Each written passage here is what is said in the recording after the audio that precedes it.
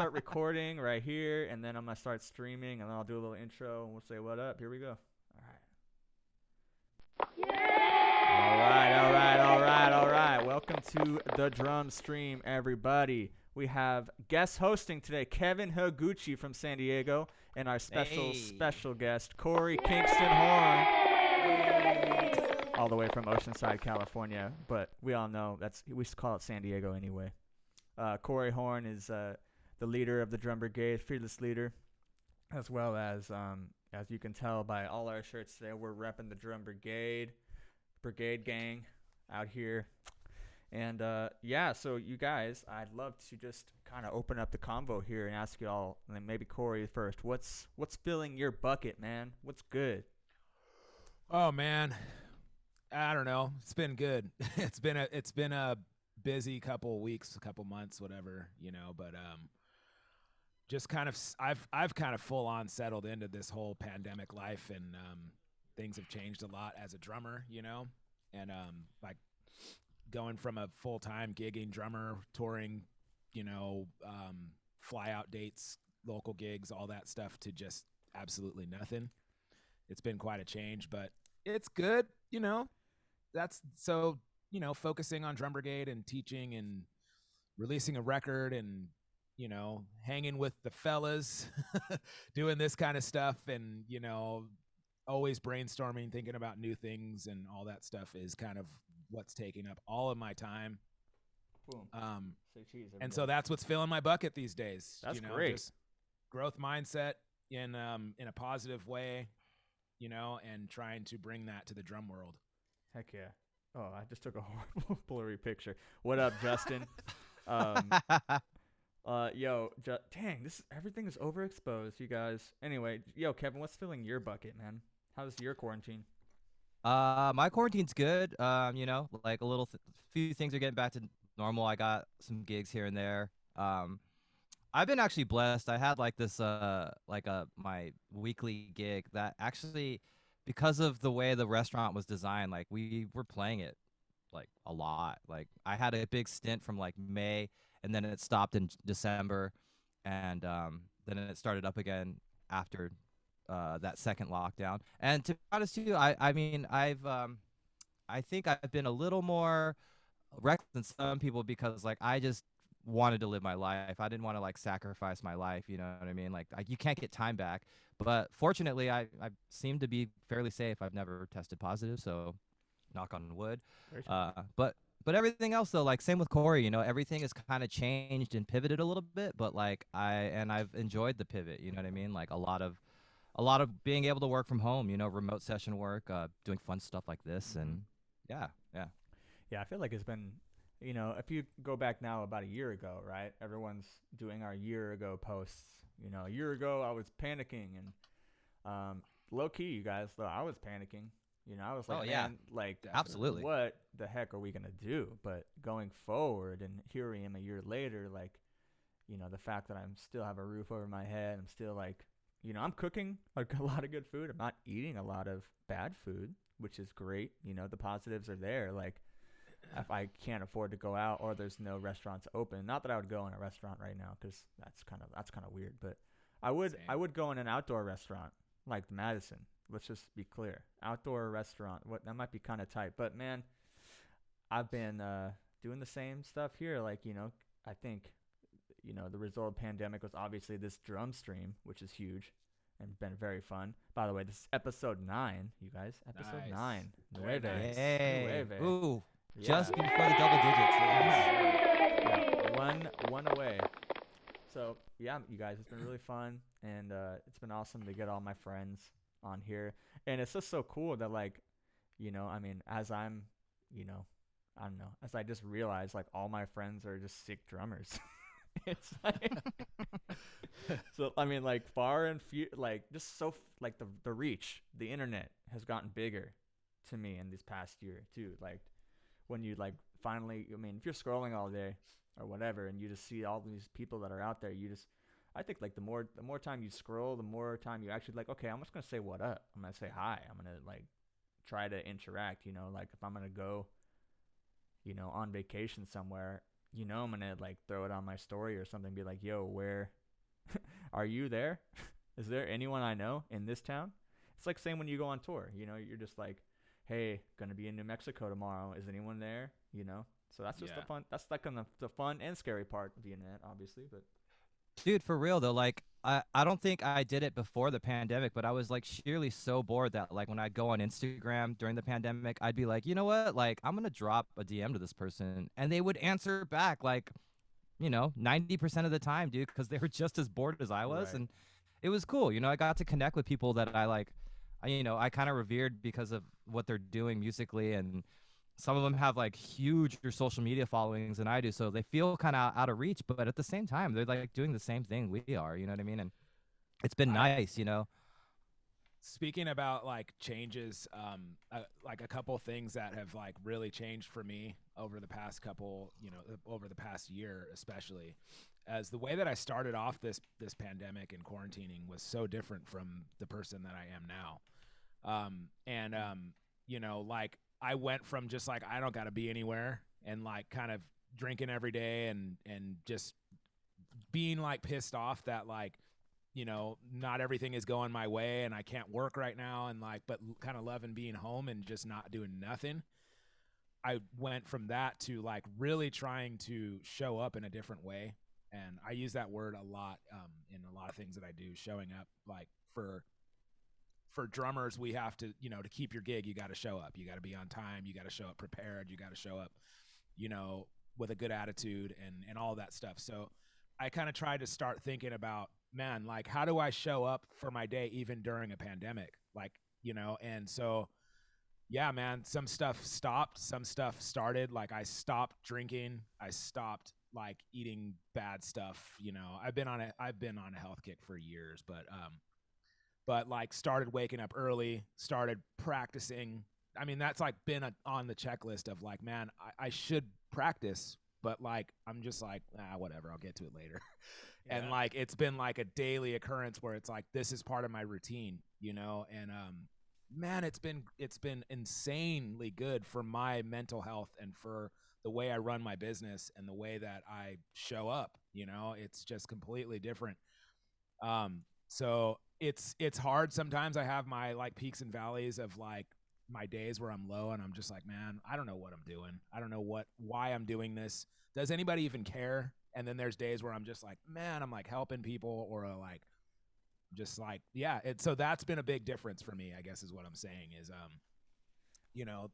just showing up in a different way and kind of being like, man, I'm going to do the best I possibly can. I'm going to show up as the best version of me and present that best version of me every day. And through that, I'm looking for growth. I'm looking for like service to other people. I'm looking for like, a better situation, even if I'm on lockdown. So, man, I think that's great. I feel like you hit on a good one here about like we now have a completely different routine than we had a year ago. About everything, about the way you're eating, about the way you're living, about the way like you're prioritizing different things. Like the pandemic has also given us a chance to prioritize different things just by nature. Like we can't we don't have a gig to go to. Like what are we gonna do with those extra like 5 hours, in the day? Like man, if you're drinking for those 5 hours, like oof, that'd just be bad. yeah. Well, it might be Man, really you fun, guys, but it might be you guys, also very bad. I mean, you some guys people make me feel like that. terrible. Some people, I had In-N-Out and beer last night. I feel terrible now. I mean, like, dude, there are like, I'm not trying to like look down on anybody who drinks, and I don't know if my sobriety or whatever you want to call it is forever. I didn't make that commitment on like, I'm like, it's not that. It's just for right now in my life, this is what I'm choosing, and I'm choosing a different way than what I was doing. I broke my cycle is what I'm saying, but my wife drinks. We still have alcohol in the house. It's fine. It's all good. But there's nights where I'm like, oh man, tonight would be one of those nights where I would just have, a couple tall cans or whatever. And I don't know why. I just feel more in control, and I don't know. I sound like I'm like at an AA meeting or something, but like, you know what I'm saying? Like, it's just a different outlook for me personally, that like, it's not, for everyone, but it's just how it works for me, you know. Yeah, I feel. That's You know what's crazy right now, on a side note, is like as things slowly start to come back, right? So I'm sure all of you were like me, where when you wake up in the morning, you literally had to first thing look at your calendar to be like, yo, I gotta like make sure I know exactly what I have to do today, because you probably might have like 5 to 6 things booked in your day. You're like, I got these lessons, I got this thing, you know? And during the pandemic, like literally all that just got cleared out, right? And I got super used to being like, no, I'm totally free. Whatever you want to do, name any time this week, I'm down, right? yeah. And like as stuff is coming in now, like it's almost harder. Like I actually double booked a bunch of stuff because I was like not looking at my calendar. Bro. Like So bro. right there. Damn. Don't double book yourself yet, dude. That's I literally did that. Like in the middle of the pandemic, I had a session, and this was like probably 3 months into the pandemic, where I was just like, or 4 months or something, and I had my first like job, so I had to go to a session. I wrote it on my calendar, but I just hadn't been looking at my calendar. And so because I'm like, where do I gotta be? You know, like this is the only place I gotta be. yeah. And I don't remember what I did, but I was on a business meeting or something, and in the middle of the meeting, my phone chimed like, you have 15 minutes to be at your session. My session was at Pacific Beat, dude, and I'm in Oceanside. oh. So it's like 45 minutes at least away. And I have 15 minutes to be there, and I'm just like, oh my god, like I gotta go, and they're like, no one even knew what was going on. I'm just like, I gotta go, and like literally just grabbed my stick bag and ran out of the house. My wife's like, what's happened? What happened? I'm just like, I gotta go, and Bro, that feeling, if you know that feeling where you're jumping in your car and you hope to God your clutch or your bass drum pedal or the top of your throne is in your car or something. Oh yeah. Like, and you're just like, yeah, I'm just sending it right now. Yeah. I mean, that's literally like how it was. I was just like, I whatever I don't have, I hope they have at the studio. I'm just going. Dude. And I'm texting the guy while I'm driving, like, hey man, this was what's worse though. I didn't listen to any of the tracks. I didn't look at any of the charts. I was like, that's how much I forgot about this. So I'm like trying to download the song. No. I'm trying to like drive and look at my iPad and like, it is a mess, dude. I'm like, wow. Oh my gosh, it was crazy. Yeah. You know what? You're still on it more than I am, because you still had 15 minutes and you had an alert set. For me, I find out when they're like, "Yo, where are you?" And I'm like, where am I supposed to be?" Well, damn, y'all, that's amazing. That's I think that's a good segue into, you know, guys, the drum news. Hey.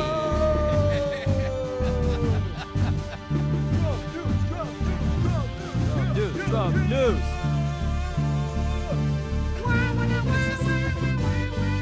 Yeah, Like the hypest drum news I've ever seen. Yeah, you guys.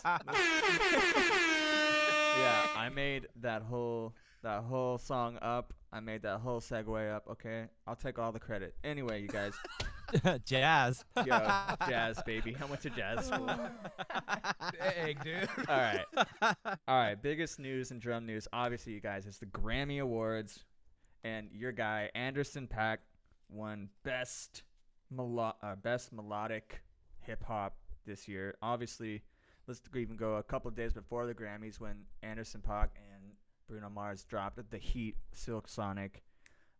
That is probably something that's gonna slap for like the next 10 years.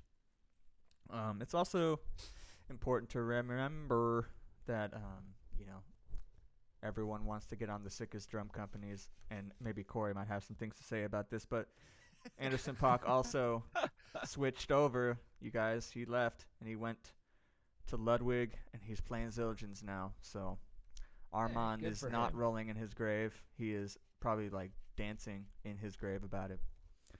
And so yeah, you guys, what other drum news is there out there? Because that's all we could find. If you have I mean, like, can we talk about this? Yeah, let's talk about it. Or should we stay away from this? Let's talk about it. I want you to open Let's this get up. into it. Let's trash it. First of all, I think Anderson .Paak is super dope at drums and as an artist. Super dope. Super, super, super dope. I could care or less about the Grammys. I could care less about the Grammys. Sorry if anybody's offended by that. I know that's like the biggest accomplishment you can get. I could care less. I would gladly win a Grammy award though. I'll take it. Yeah, I want to win a would have Grammy it. award for plugging in a cable on a session. That's the Grammy award I want to win. I literally have friends that have Grammys for stuff like that. That's what I'm saying. That's the easiest Grammy you can ever get. Yeah. What a resume booster. Yeah. I got Anderson Pot coffee that day. So sick. I think having a Zildjian endorsement or Ludwig endorsement is really dope for him, you know. And I would gladly play Zildjian cymbals, so I would gladly take a Zildjian endorsement. I'm not officially endorsed by Zildjian though. If you're watching Zildjian, shout out. Yeah. And if you're from Zildjian, you know, like maybe you can hook me up with Meinl because I really actually want to play Meinl cymbals. You know the Meinl guys? Hit me up.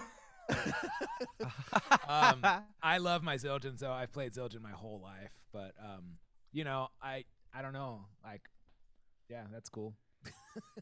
Pretty So dope. I got some thoughts. Hit me. I got some thoughts on this. Okay, so I've been following Anderson .Paak for a really long time, like way back to when he was called Breezy Lovejoy. And Yo, is it he used to Pack or work with- Pac? I think it's .Paak, but I say Pac sometimes because I can't control my mouth. I don't know either. Okay. But anyways, so he used to drum and like back up this rapper I'm into named Dumbfounded, and I was like, dude, this drummer is legit. And it's funny though because when you watch him, his technique is a little unrefined to like a traditional drummer basically. But if you shut your eyes, you're like, dude, everything is just so in the pocket, you know. So like, who cares like what the technique looks like? Right. So, but I was like, this guy's gonna be a star because his voice is so awesome. It's so smooth, and he can rap. And then as I watched, I was like, dude, I watched his career, and I was like, not only did he like just do it, like he's an insane producer. He just refined everything. He became like the best drummer, the best band leader, like the best front man. And the way they designed their set is just so good. I sent Korey this stream he did like maybe 3 weeks ago. Oh, you gotta watch it, dude. It's so good. Because it's just so slamming, dude. And like it's so well, the set is so well put together too. One of the things that I noticed, like as the band leader, when they do some of the stuff where he's not playing drums, they have tracks, right? So they have someone cueing the tracks. And he had this one where he had a vocal, like one line, like a bar of vocal that led into the track, and then the track dropped. And dude, his tempo, like Cold, was like right there with the tempo. You know what I mean? Sometimes when someone starts a vocal entrance and the track comes in, the track will feel slow or it'll feel fast. Yeah, but right? he had to have like a click or like whatever it's called in his ear. He had. I don't know, man. I think he's just like really sharp. But Wow. So I just think he's just such a he grinds and works so hard. You can see that he's refined everything. You know what I mean? And his swag is insane. But also on that stream, he was playing Ludwig drums with no logos, and I was like, I wonder. You know what I mean? Yeah, he was playing DW before, wasn't he? Yeah, which is crazy to me too, because I thought he repped DW so hard because he's from Oxnard. Like, yeah. Beat it, DW. sense. Beat it. Your drums are too heavy. Get out of here. Get out of here. Actually, I like if I have to backline a gig, I request DWs, but just because they're solid. But I don't. Whatever. So opinionated. Hey, didn't Anderson .Paak go to like Berkeley or MI or something? No, I don't know, but I know he met his wife. She came from Korea to the States to go to college, and she went to MI, and that's where he met her. I just watched an interview. Tiffany, I think it's Tiffany Jane said that she went to school with him. Like, I think it was Whoa. MI. Oh wow. That makes sense. that I mean, makes he's total from sense. LA, you know, yeah. Yeah, and she said he was the cool, like they were like friends. She was like, he's like the coolest dude. Him and his girlfriend were so cool, like just totally dedicated to music, and then she's like, there's no one more deserving of like the success that he has than him. You know, like he really like studied hard, worked hard, and was so talented in school that like that's what it is. You know. Mm-hmm. Yeah, it gives me faith, dude. You know what I mean? Like, if you're still doing it for the right reasons and you're sincere, like, look, he got a Grammy. Like, it's working. It's you know, like it's possible. No, That's not his I'm first all Grammy, about. though, right? He's gotten a couple. Yeah.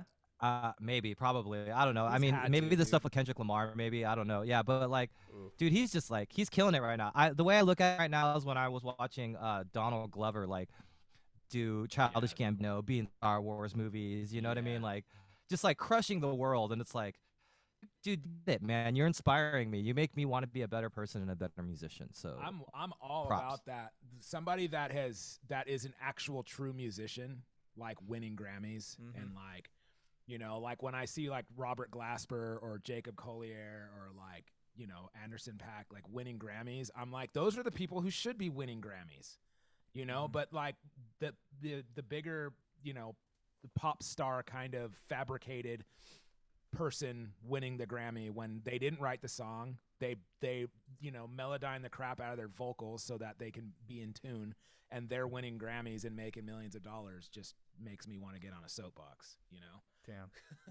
Damn, clean up.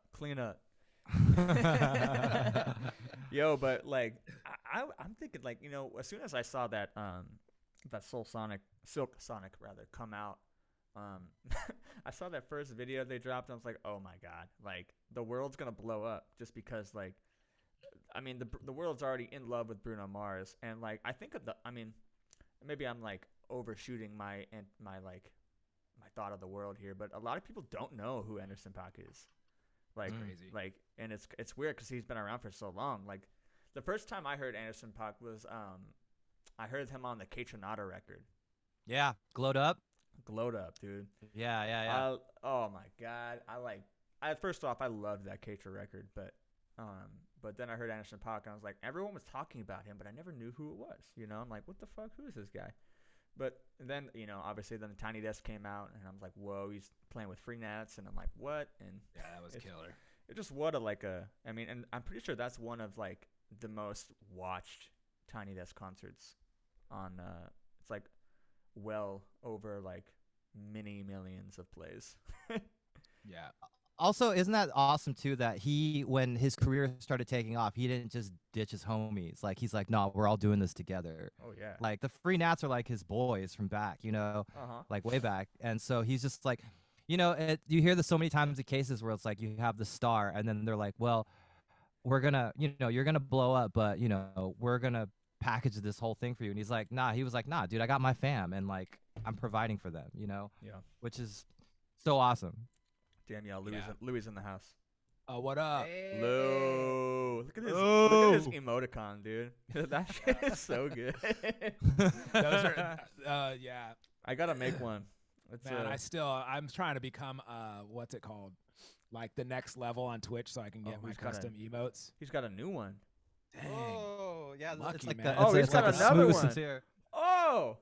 How dude, many Lou, are you you a model now, dude? A face model? Look at that thing. That one's so good. Oh my god. The third one is like typical Lou face, dude. Like, dude, when you're at that level on Twitch and you have your own emotes, you're just freaking you've made it on Twitch. I think you can get those after you have to become a like partner. Yeah, I think so. Yeah, I think, and that's like that's weird. I'm trying to go for partner. You have to have like over 100 followers, which same. You have 104 now, dude. I have 104, but we're. Man, you're lucky, bro. Bro, it's been a vicious 9 episodes. I have like 5 followers. Bro, okay, on Twitch. Let's throw that out there. If you guys don't know Korey Horn yet, by the way, this is our guest, Korey Horn. Woo! All right. Not that we're just big the Anderson .Paak stream here, but that's drum news. But yo, that's drum news for you. Korey Horn, welcome to the drum stream. Korey, Yay, if you don't know Korey, check out his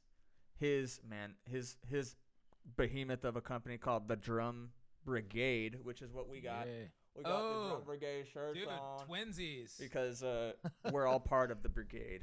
Believe it or not, we do have other shirts, but for some reason we're all wearing the same one. So. We never wear anything else. This is the only shirt that I own, actually. Oh man, So, yeah, we have tons and tons of different designs and stuff on our. We use Teespring, so okay. on our you Teespring, can check out their website, which is right here, thedrumbrigade.com. Or no, sorry, excuse me, drumbrigade.com.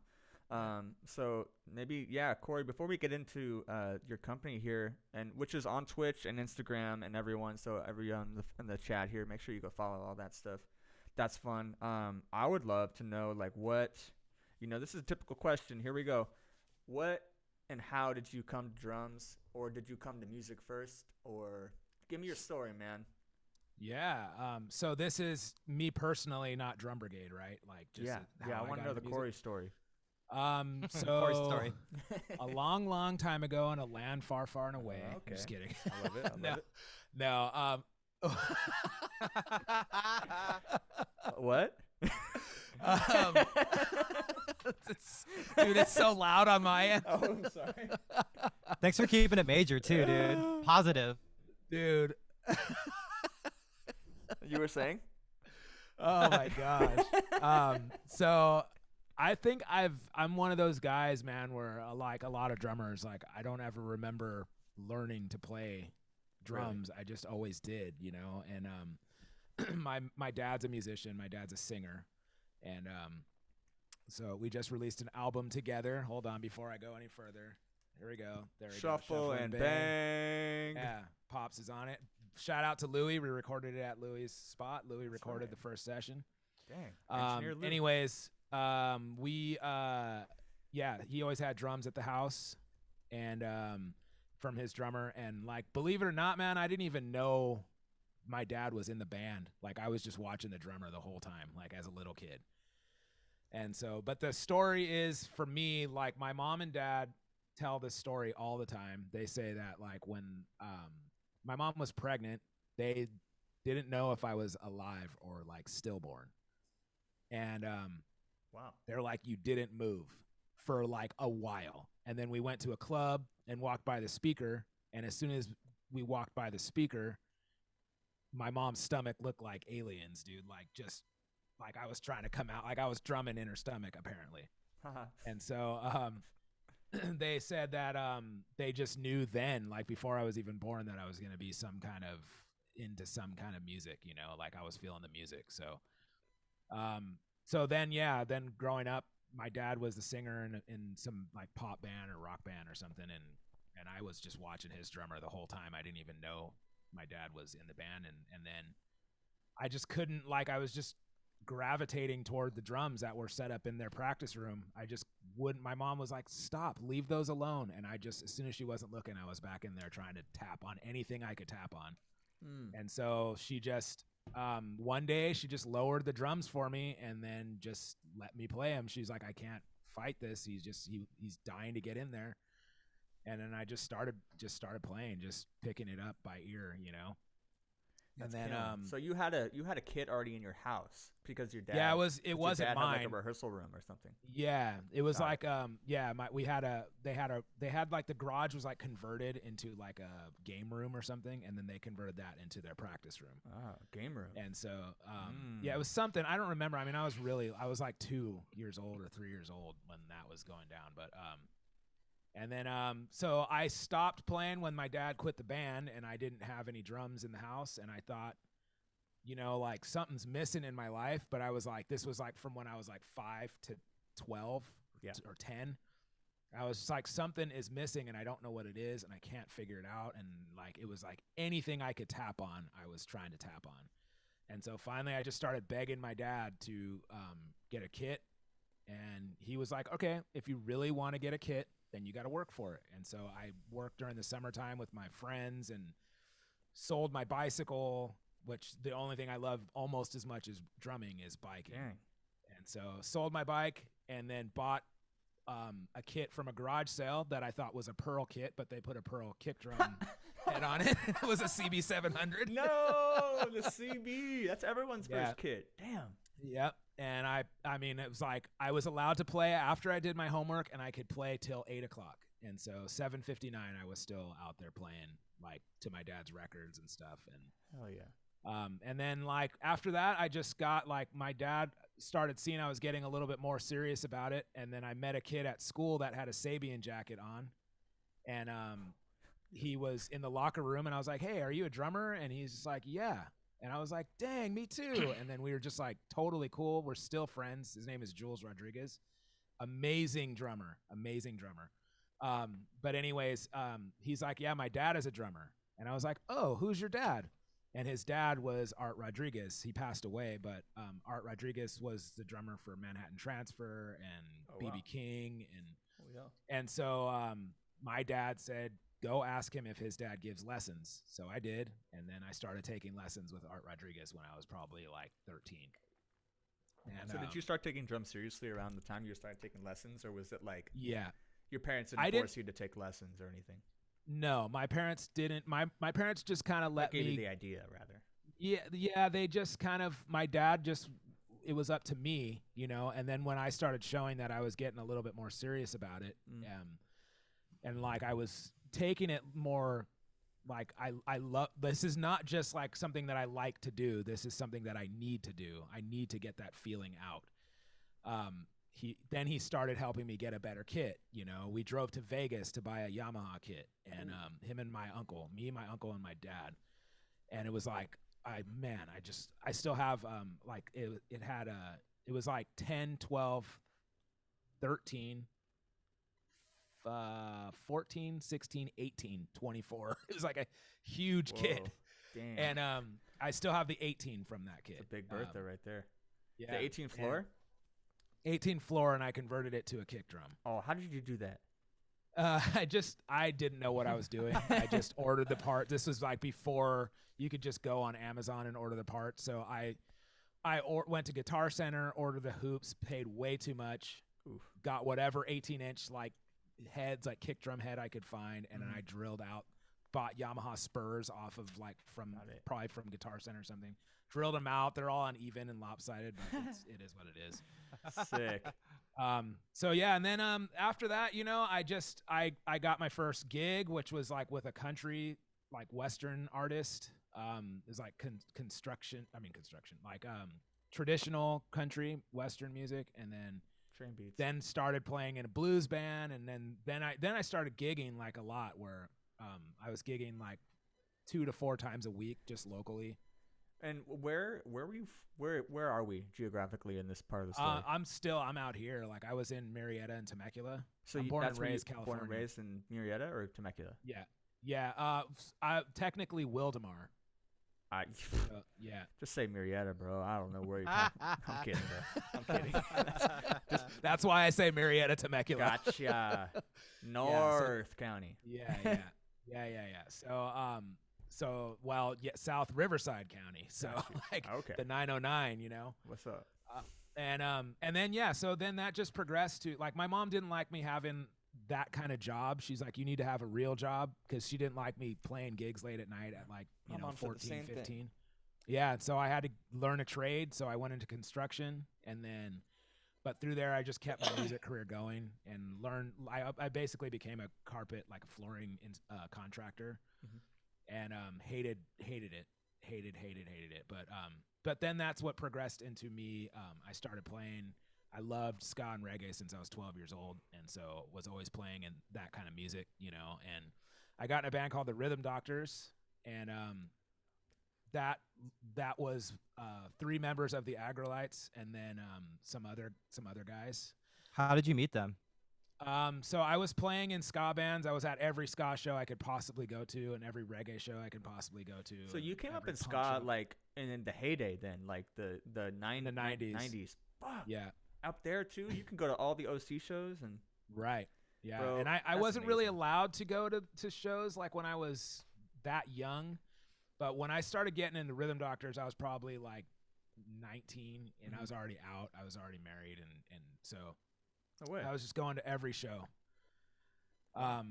And I was playing in a band called Kingston 10. It was like a traditional ska band, and that band is actually how I got the name Korey Kingston, from the trombone player in that band. And then I just heard that the Rhythm Doctors was like the hype band of our scene. They were like the Dap Kings of like the funk like scene, you know. They were like so I just went up to the leader and I was just like, hey man, I heard you're looking for a drummer, and like I play, and I would love to audition. I would love to play with you guys. If you ever need a sub, whatever it takes, I'll do it. And he's like, all right man, like I'll hit you up, and like maybe we can try to do something. And so one thing led to another, and I just started playing with him. And then when you said you were going to a lot of shows, what was that the bands you were checking out? Was that like that band, or what were some of the other bands that you were checking out when you were at that younger? time? Like at that time when I got in Rhythm Doctors, I was literally like trying to play with every band I can get in that scene. So my band Kingston 10 was like kind of starting to do stuff, but like, you know, it was a fun band, but we were like the opening band. We were never really like the headlining band. And then I was just trying to get in. Like I wanted to get in. Like I don't remember if I was like I started playing with C Spot at all a little bit then. Whoa, I remember that band. Yeah, I don't remember, but I was just trying to I was kind of getting known around the scene just from people seeing me on stage and then seeing me in the audience, and then like I had a lot of friends in that scene and stuff. So but at that time, I mean, I had been into ska music since I was 12 years old. So by the time I'm 20, 21, 22, 23, it's like people are already, you know, the people in that scene are just like, oh, there's Korey. That's a dude that plays in that band, you know? Right.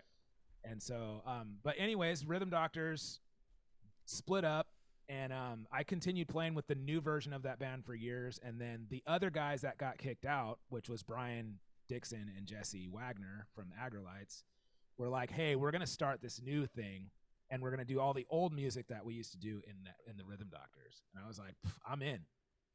And then that's what formed the Agrolites. So it was me, Jesse, and Roger, and then we got two other dudes from this other band called the Vessels. Or sorry, me, Brian, and Jesse from the Rhythm Doctors, and then they got Roger and Jay from this band called the Vessels, and that was the original Agrolites. And then Agrolites was just like full blast from the day we started it. It was like recording sessions and touring.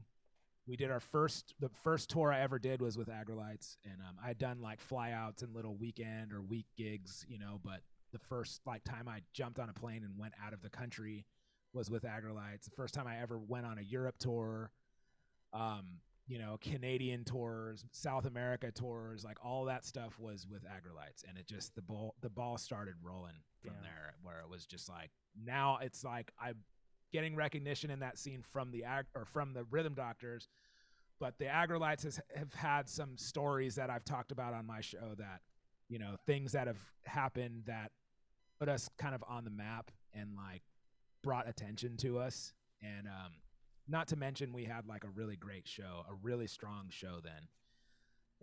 And then that's it. I mean, I just like from there I just started, you know, touring like crazy, man. Touring like as crazy as I can, like Kevin Higuchi style touring.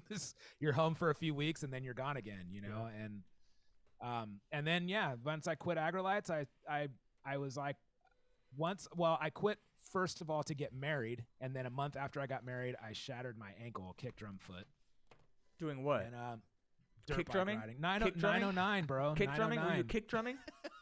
No, I was not kick drumming. That would be such an epic kick drumming, dude. If you kick drummed and shattered your ankle, just kicking your drum, dude. For like a year and a half, I didn't hit a kick drum with my right foot, man. Did you left it? No, I just couldn't. It was I couldn't put any pressure on it for 5 months, and then I had like a year of recovery. It was horrible, man. That was a horrible time in my life, man. I got all crazy with pills and like and just pain, and it was nonsense. But and then so then after Agrolites, you know, that went down. I rejoined the band, and then the touring was even elevated even more. And then once that ran its course, I left that, started playing with another band called Suede Head, and then I met Suede Head guys on Warped Tour, but I had to go and I basically got a tour with Hepcat out of the blue. Ew. And they just were like, hey man, we need a drummer to do this tour with Flogging Molly or something. Can you join? And I was like, I'm all in. That's my wife and I had our first date seeing Hepcat. Yeah, so bro, I'm like, you told me that story on your down. Twitch feed. That was so good. Yeah. That's because I requested Dance With Me. Yeah. My so favorite Hepcat song, by the way. I went to, I had to go see Hepcat, even though I've seen them a million times. I had to go see them as, like, with the intention of I have to learn their songs to start playing with them. Mm-hmm. Like, you have to listen to their songs from a different perspective, right? Right. So I'm going to basically see how their show goes and get ready to start playing with them. And while I was there, it was at the Hurley like campus, Hurley Clothing or whatever, and they were doing a corporate party for them. And while I was there, Davey from Suedehead was like, "What are you doing here?" And apparently he worked at Hurley. And so he's like, "I have this recording project that I would love to have you on. It doesn't have a name. It's just some songs I've written." And then, one thing led to another. That was Suedehead. And then, so all these things just led to another thing. So I did the tour with Hepcat, and then came home, immediately started working with Suedehead. That band started getting bigger and started touring and started doing stuff. And then that band broke up. Then I started playing with Sharp Shock with Davey. And then, it's just like everybody's story is kind of the same, where Yeah, you it's just kind of start interesting playing. the clique that you built, like, or I wouldn't say clique, but the community that you came up in, like, is, Yeah. I mean, it's like, I feel like that's almost everyone's story, but like a lot of people don't think about that. It's like when you think of, all these great bands, you think about like, okay, who's really like in all these bands, or like you go to the, like if you see a great band and you go like 2 bands before that band, you see almost the same band, Right, it's like right. minus 2 or, however many people, but like the undertone there is like this scene that brought Yeah. you up and that brought all of you guys up. It's like, obviously here is like the ska scene and the heyday of the damn 90s, which I wish I was there, because I learned about ska music at the exact wrong time. Yeah. It's a funny thing, man. I get like, I don't know if insecure is the right word, but it's a music. I'm talking about like traditional ska and like early reggae. Yeah. It's music that I love so much, and it's so infectious, and it's so, it's right up there with like world music, Caribbean music, like, from Puerto Rico or from, or South American music, like Brazilian music. And like, for me, it's just like, I love all those genres of music, but ska and reggae has just been this thing for me since I was 12 years old, the second I heard it, Right. And, these days it gets kind of a bad rap where, bands, no offense to dudes out there. And I've had some of these guys on my podcast, but like some of the bands like Real Big Fish or, I don't know, in my mind, even like the Aquabats were a band that I was like, they're like ruining this music. And when I got to know them, I'm like, actually, it's pretty cool, So, I'm just saying though, like for me, traditional ska is kind of gotten a bad rap where people don't take it as serious as actually like how great the music really is when you start diving into the real stuff. Sure. Yeah. I think- I feel that, dude. Go Can for I it. add something here? There's like a really big thing in like a lesson in here. Like a lot of people, up and coming musicians are always, their big question is, how do I break in? How do I find the gig that I want? Or how do I get on a big gig? Or how do I do it? Right. And this story is proof of like, really, everyone's answer is always like, you got to grind, man. And it's like, that's so vague too. Right. Yeah. But literally, if you listen to Korey's story, first off, his interest was even there before he could even play at shows. He was into the music. He was sincerely pursuing because he loved this art form of music. So that's the first lesson. One, you can't just go chasing genres or whatever is hot, because there's no honesty to that. You know what I mean? You're just kind of you're a poser kind of basically. It's already But hot. second, yeah, second, you have to be present if you want to, be considered for this kind of stuff. People want to work with musicians that are a part of the community that they represent. You know what I mean? So, like, I realized that, like that when I was coming up, I'm like, dude, it is so important to be present. You have to be a part of the community that you want to be a part of. You have to go to the shows as well, too. It's not like you can just go to shows and then expect to find, like your talent on your instrument is not alone going to get you the gig most of the time. Sometimes it does. I'm not saying it doesn't happen like that. But I think it's very important that, like, yeah, like I know a lot of musicians that are amazing musicians, but they never go to shows. So no one knows who they are. You know what I mean? Like, so that's kind of what it is. Like paying your dues is just like contributing to the community of whatever you want to be a part of. It kind of applies to anything, not just music. You know what I mean? Like you have to show up. You have to be present. You have to, I completely agree with that. And I think about that often, like where, I think about that especially specifically with my business now, where, like I was saying at the beginning of the show, showing up, You know, if I didn't go to that show and I didn't talk to the dude from Rhythm Doctors, I don't know where I would be. That one moment of time that I went there and I was like so nervous. I didn't want to do it. I didn't know what he was going to say, but I was just like, I want this. I'm going to go for it. And I just walked up to him and said, hey, man, I heard you're looking for a drummer. I would like to try out, you know, and like that dude now is a big one of the business partners for Drum Brigade and like financial dude. That dude that I approached is one of, and that if I didn't have that moment, there would have been no Agrolites. There would have been no, you know, anything. Not for I'm talking as far as me playing in the band. Right. And so who knows what would have happened just from that one conversation that I had from that dude that led to maybe I would have been in a different situation, in a much bigger, better situation, but that's kind of paved the way. That one moment in my history, my music history or whatever, has paved the way for like a lot of different avenues with my business, with my music career, with who I've played with all of that stuff. So it's pretty crazy. It's beautiful. It's great. I love that story. Did you feel like when you asked for that audition and then finally he was like, yeah, let's do something, and you like get home, you're like, yes, and then you're like, oh my God, I got to do this. You know, it's I got to deliver. I felt like that in a lot of other kinds of music. You know, when I talk about like work gigs, you know, like when I'm doing gigs that are not my love, you know what I mean? It's just like I have to learn this material for a session, or I have to learn this material for a gig or a tour or something. I feel like that. I feel like, okay, I already, like, they like me, I got the gig, but now I got to learn this material, and like this isn't really like my wheelhouse, so I have to like really study it. With that though, I don't know if I really felt that as far as my playing. I knew I could play that stuff all day, but I didn't know if I was cool enough.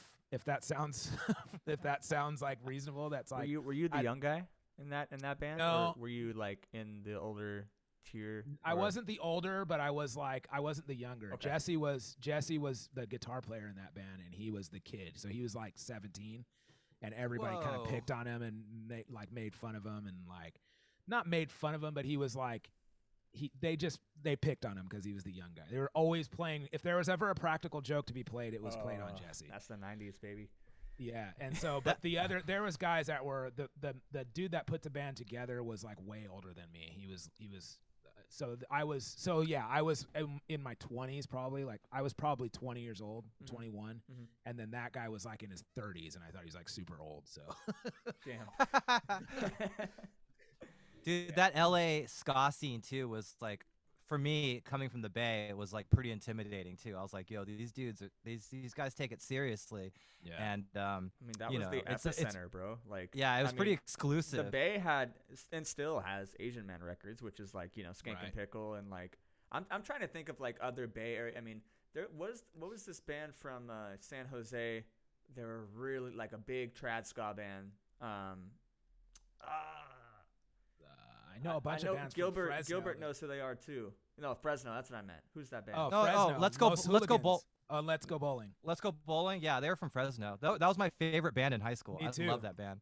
I love that band. Man, you know band why? was great, man. They did so much like ska-ish two-tone. You know what I mean? Like it was Yes. so fun to dance to. Mm-hmm. They were the tightest, like, best musicians too for our scene. Like they were, like, you could tell that like Hepcat or like the Slackers had the sound, but they didn't have the musicianship that Let's Go Bowling had. You know what I Gilbert told me he used to play with them when he was younger. mean? Really? Yeah, that must have been fire, Bro, dude. Gilbert and Fresno. Yeah, he was just coming up, dude. It was insane. Hey, my second show I ever went to, second ska show I ever went to, I saw Let's Go Bowling, and they opened for the Specials. And Oh, that's such a but- good show. That's I know, and insane. but Bucko 9 played too. Is at Soma, and Oh, Hey, and San and Diego zone. Let's Go Bowling did this thing, like the 007 thing. And then they stopped and they were frozen on stage, like did not move for like 3 or 4 or 5 minutes. Like so awkward. frozen, and the whole place was coming unglued. Like, and they were just like the stillest I've ever seen a band. Like I was like, wait a minute, hold on a second. Like did something like what's happened? And then they just like the drummer just hit a snare and then they just busted into this ska song. It was amazing. Dang. Dude, amazing, dude. Yeah. I have a funny story from that guy Adam, who used to play drums for Let's Go Bowling. I played a ska fest in Vegas with well, they were on that festival, and we were hanging out later that night, and he was like pretty drunk because we'd been, just looming around Vegas, and I lost him in the crowd. You know what I mean? I was like, oh, we lost Adam. I wonder where he is. We were in downtown Vegas, and then like just after I hear this thing go, dude, like over me, and he just zip lines above me. It was so good, dude. I was like, whoa, man. Dang. That's funny.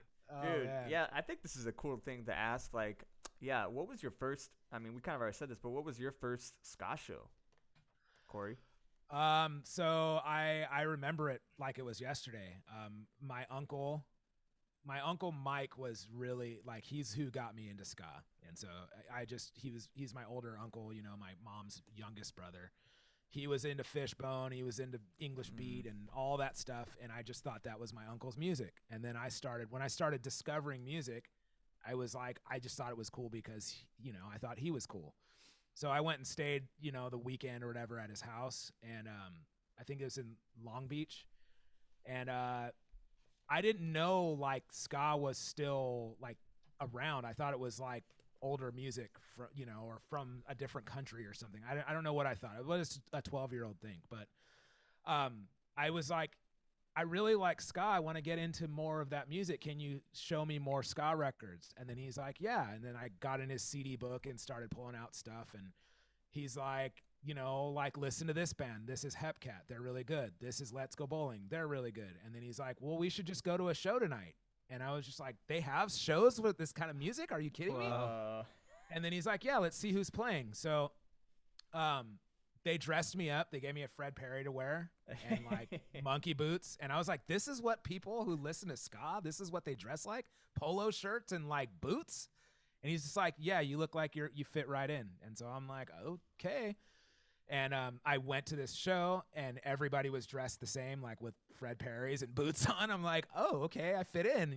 No one was like trying to figure out what nationality I am. When I went to school, I was pretty much the only Puerto Rican black kid in the whole valley, let alone my school. And like, so when I went to this thing, there was like other mixed kids and like just a melting pot of, and then I found out that's what it's about. And I was just like, oh my God. Anyways, the show was the Skeletones, the Specs, and Meal Ticket. Dang. And the first band I saw was Meal Ticket, and I didn't know ska could be fast and like punk. Yeah. And I was like, what is this? Like, I just got done listening to Hepcat, and you're telling me that this is like what ska is? I'm all in. Like, it's fast. And there's people like diving around, and like, I'm like 12-year-old, dude, 12 years old. My mind is blown, dude. Did you go in the pit? Did your uncle let you go? Were you scared was like me if I was like 12? No, my uncle was kind of like, the OG like ska dude at that point. So he was like, no, man, we don't go into the pit until the last band, like, and I was like, but I want to, and so we were just like hanging out at the back, and I'm just seeing these guys, and he's like, look at those dorks, man. And I'm just like, oh my God, I want to go in so bad. Oh man. So was that your first show that you've ever been to? Was that your first show? No, because I mean, my dad being a musician, I've been to all kinds of different, and I've been to like huge concert. Like my first concert I ever went to was Michael Jackson, dude, Thriller tour. Damn. That's huge. Oh my God. That's huge. Yeah. And whoa. And then I went to another show. Like I went to a concert. My parents were, this was like early 90s.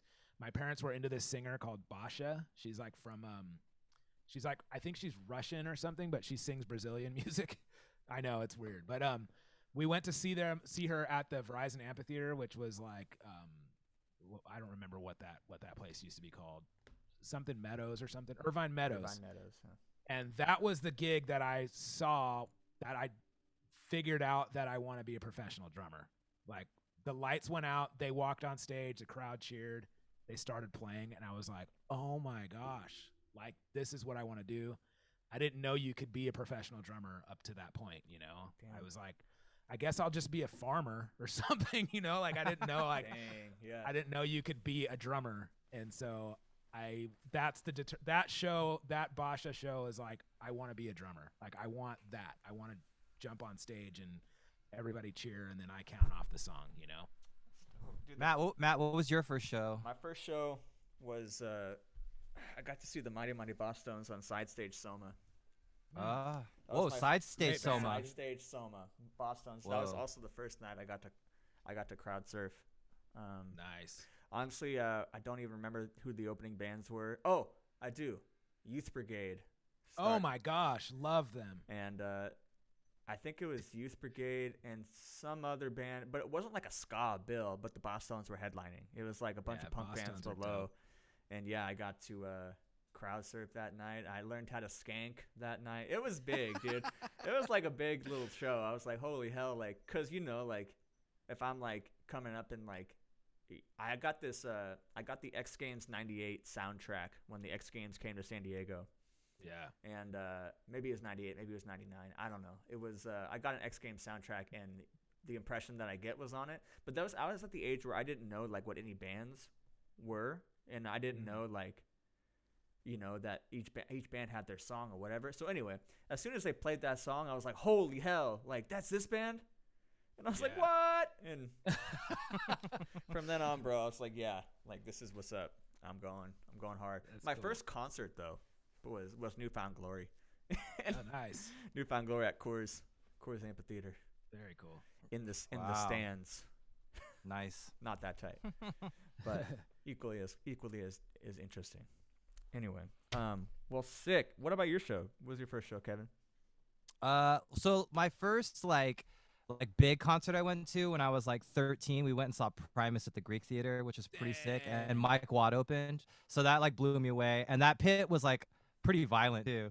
But I just thought about my first show where I realized I wanted to be a professional drummer was my junior high band. We went to the Reno Jazz Festival, and the show that we saw that night was the Yellow Jackets, and I was like, oh, nice. I know this is super music nerdy, but that's when I knew I was like, oh dude, I want to do that, dude. Like, Yeah. but yeah, tons of ska shows. You know what I mean? I used to love going to see Skank and Pickle and Janitors Against Apartheid. And dude, I was the guy at the end of the night who always lost his shoe from stage diving. So I have one shoe on, one shoe off, like walking out of there. Where Dude, did you it wanna go, know dude? You want to know something crazy? I've never seen Skank and Pickle. What? Never seen Skank and Pickle. Because, like, when Skank and Pickle was really big, that was when I was, like, really, like, I was into it. And I was, like, the purist, like, you know, it has to be traditional ska. I don't waste my time with that third wave stuff. And, like, now I would love to see them. But back They then are it was not traditional at all. Yeah, there's nothing No. traditional about them. Like, no. But that's why I- kids loved them. You know, But the That's thing why is, I kids still related. like them. I still like them, you know, as a band. Like when they were, like when I was in high school, I still thought they were cool. I just never went and saw them, you know? I don't know why. I just thought the shirt I used to have the little Skink and Pickle shirt with like the black boxes in the background and the pickle in the middle, like doing this little skank, and Yeah. I'm pretty sure I got that from like Interpunk, you know. I- That's where I Isn't got- that the only shirt that Mike ever made? I mean, isn't that the only one? Bro, I didn't think about that. I don't know where that shirt is now. Like it's probably in a bag somewhere or in a thrift. I hope it's in a thrift store somewhere. In some kid's, Kevin, like, you never yeah. played with them though? I thought you played with Skank and Pickle. So I play with the Bruce Lee band and we do a bunch of pickle tunes, but Okay. I did have the opportunity. I did one tour in Japan with them for the Kamuri 25th anniversary. Nice. So I did get to play. I know 15-year-old Kevin was like losing his mind. I was like, I can't believe this is happening. Yeah. Dude, I've had some of those moments with like being in the ska scene, you know, when you're younger, you don't really realize how small the scene kind of is. I mean, it was big in the Yeah. 90s, but like I did a tour one time with Agrolites, and it was like the biggest tour we ever did. It was the biggest but the worst tour. We did like, it was an arena tour. We were opening for Madness, and it was like insane, dude. It was just the biggest show. It was like 20,000 capacity every night. In Europe? And, in Europe, yeah, I was in the UK, and so that was a big deal. Like Madness coming up to us and being like, "We're a big fan of you guys, and we want you guys to be on the show," but they treated us like absolute crap, dude. They wouldn't let us eat. They would, like, it was just horrible. But anyways, I went out. So my favorite band like till this day, and a lot of people would be like disagreeing with me, but my favorite band is the English Beat since I was 5 years old. I've loved that band forever. And I went to see the English version of like the Beat, which was with Rankin Roger and the original drummer, and like Rankin Roger, and then not Rhoda from like Rhoda was from the Specials, AKA, and the Body Snatchers, and then Rankin Roger from the English Beat came up to me after I went to see them at a bar, and I was just like, oh my gosh. And then the drummer, I was just like, you guys, you have no idea. This is like a dream come true to me to see you guys, and you guys are my favorite band. And then he's like, wait, you're in the Agrolites? And I'm like, well, yeah, we're on tour with Madness right now, but I just took like buses and all this stuff to come and see you guys tonight. And they were just like, we love your band. Like, we love your band. Like, we wanted to come to the show tonight, but we couldn't come because, and like, I was like, you know my band? Like, what? And like, it was like one of those moments where I was like, dude, even like at that time, I was just like, I can't believe what just happened. Like, my favorite artist, you know, like my favorite band knows who my band is. And that's crazy. We're just some kids from LA that like love reggae, you know, that's it.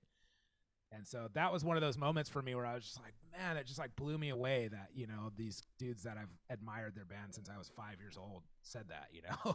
Dang, man, that's such an awesome story though, to be admired by the people that you admire. I mean, that's like that's the American dream right there, you know. I mean, it's not like too crazy if we're talking about ska, but like, you know, like it's like that's not really like that big of a deal. But like for me, you know, and admiring that kind of music, I think it was something special for me personally, you know. Of course.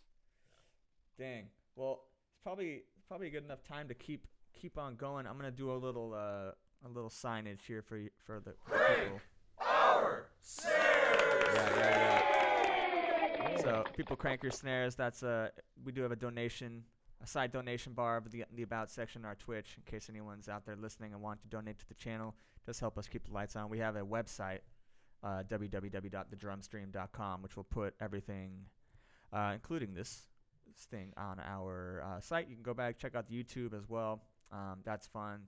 That's done. That's what I'm talking about. Hey, can I hopefully help? Yeah. Hit it up. So the next person that cranks their snare, I'm going to do a Drum Brigade shirt and some Drum Brigade sticks, some 7As. So Dang. Hook it up, people, if you want something. Dang. Drum Brigade shirt, Drum Brigade sticks, and some stickers coming at you if you heard that crank right. your snare. Next person to do it gets it. Next person to donate gets a sweet Drum Brigade package. This is awesome. Thanks, Korey. Yeah. Korey in the house. Yo. What up, Chocolate Rain? Chocolate Rain in the house. Slaw, what's up? All right, Korey. So let's get down to brass tacks here. I want to talk about the Drum Brigade. You're the captain, baby, right? Yes. You're the general. I guess so. In case anyone doesn't know, the Drum Brigade is it's a one-stop shop for online lessons, in-person lessons.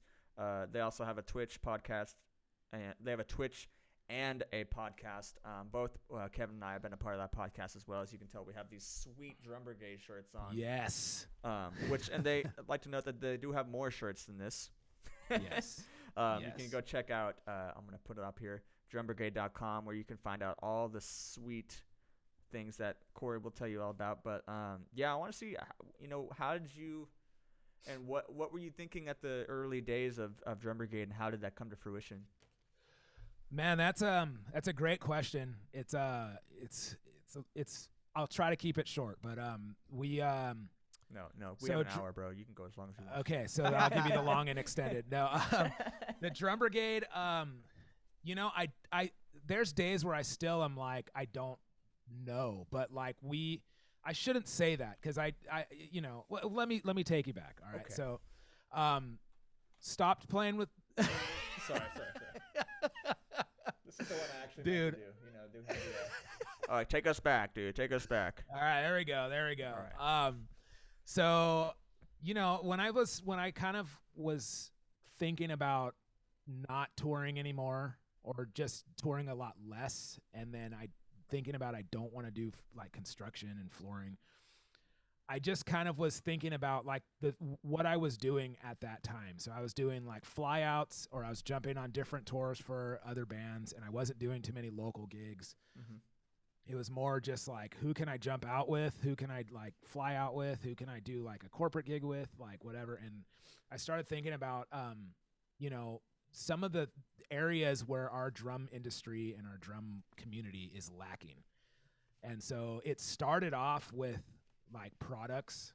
I was like just trying to think really simple, and I was just like, you know, like take for example my stick bag. I'm like, my stick bag sucks, and it's like, it's not really made for. You can tell a drummer didn't make this. Like a drummer may have had the idea, but you can tell that a dude in a suit is making this with like cheap products and isn't really keeping in mind like the artist of the drummer, you know? And so I was like, I feel like a guy like me needs something that's a little bit more catered to my needs, something that I can jump on a plane with, and something that carries my computer or my iPad or like stuff like that. And so I started with drumstick bags. And there's drum brigade drumstick bags? Well, there was. Okay. It didn't work out. Like I didn't. I feel okay. Okay. Yeah, it just didn't work out. But anyways, I started thinking about like, you know, maybe I'm not a product guy. I don't know what I'm trying to say here, but I feel like the biggest thing that I'm noticing is like a community, like the community aspect. And I didn't know what that was. I didn't know what I was trying to say, but I was thinking when I was younger, me and my brother were really into skateboarding, and we were huge fans of like the Bones Brigade, the Pal Peralta guys, like Lance Mountain, Tony Hawk, Steve Caballero, all those guys. And it was like more than just like, we like skateboarding and those guys are the pro skaters. It was like those guys had a way of, you know, the marketing behind that crew was like, we're going to take this competitive nerdy thing that the corporations were trying to make it become like an Olympic sport, and we're gonna take these like misfit kids that aren't really like, some of them were the best, but you know, they were just like all different. They all had different styles, and they marketed them as like, now the average kid can be a skater.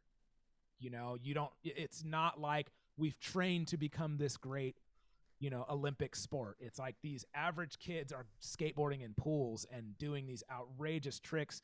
And, you know, Tony Hawk had his hair in his face, and, you know, Lance Mountain he wasn't the best skater, but he had great style. And Steve Caballero, like with a crooked neck and this short kid, you know, that it was just amazing for me and my brother, where it was like, we fit in, you know, we don't, we're like, I could carry my skateboard around and, you know, and wear Stussy clothes or whatever and be like, I'm a skater, you know. Yo, what's Stussy, bro? No, I'm kidding. I totally know.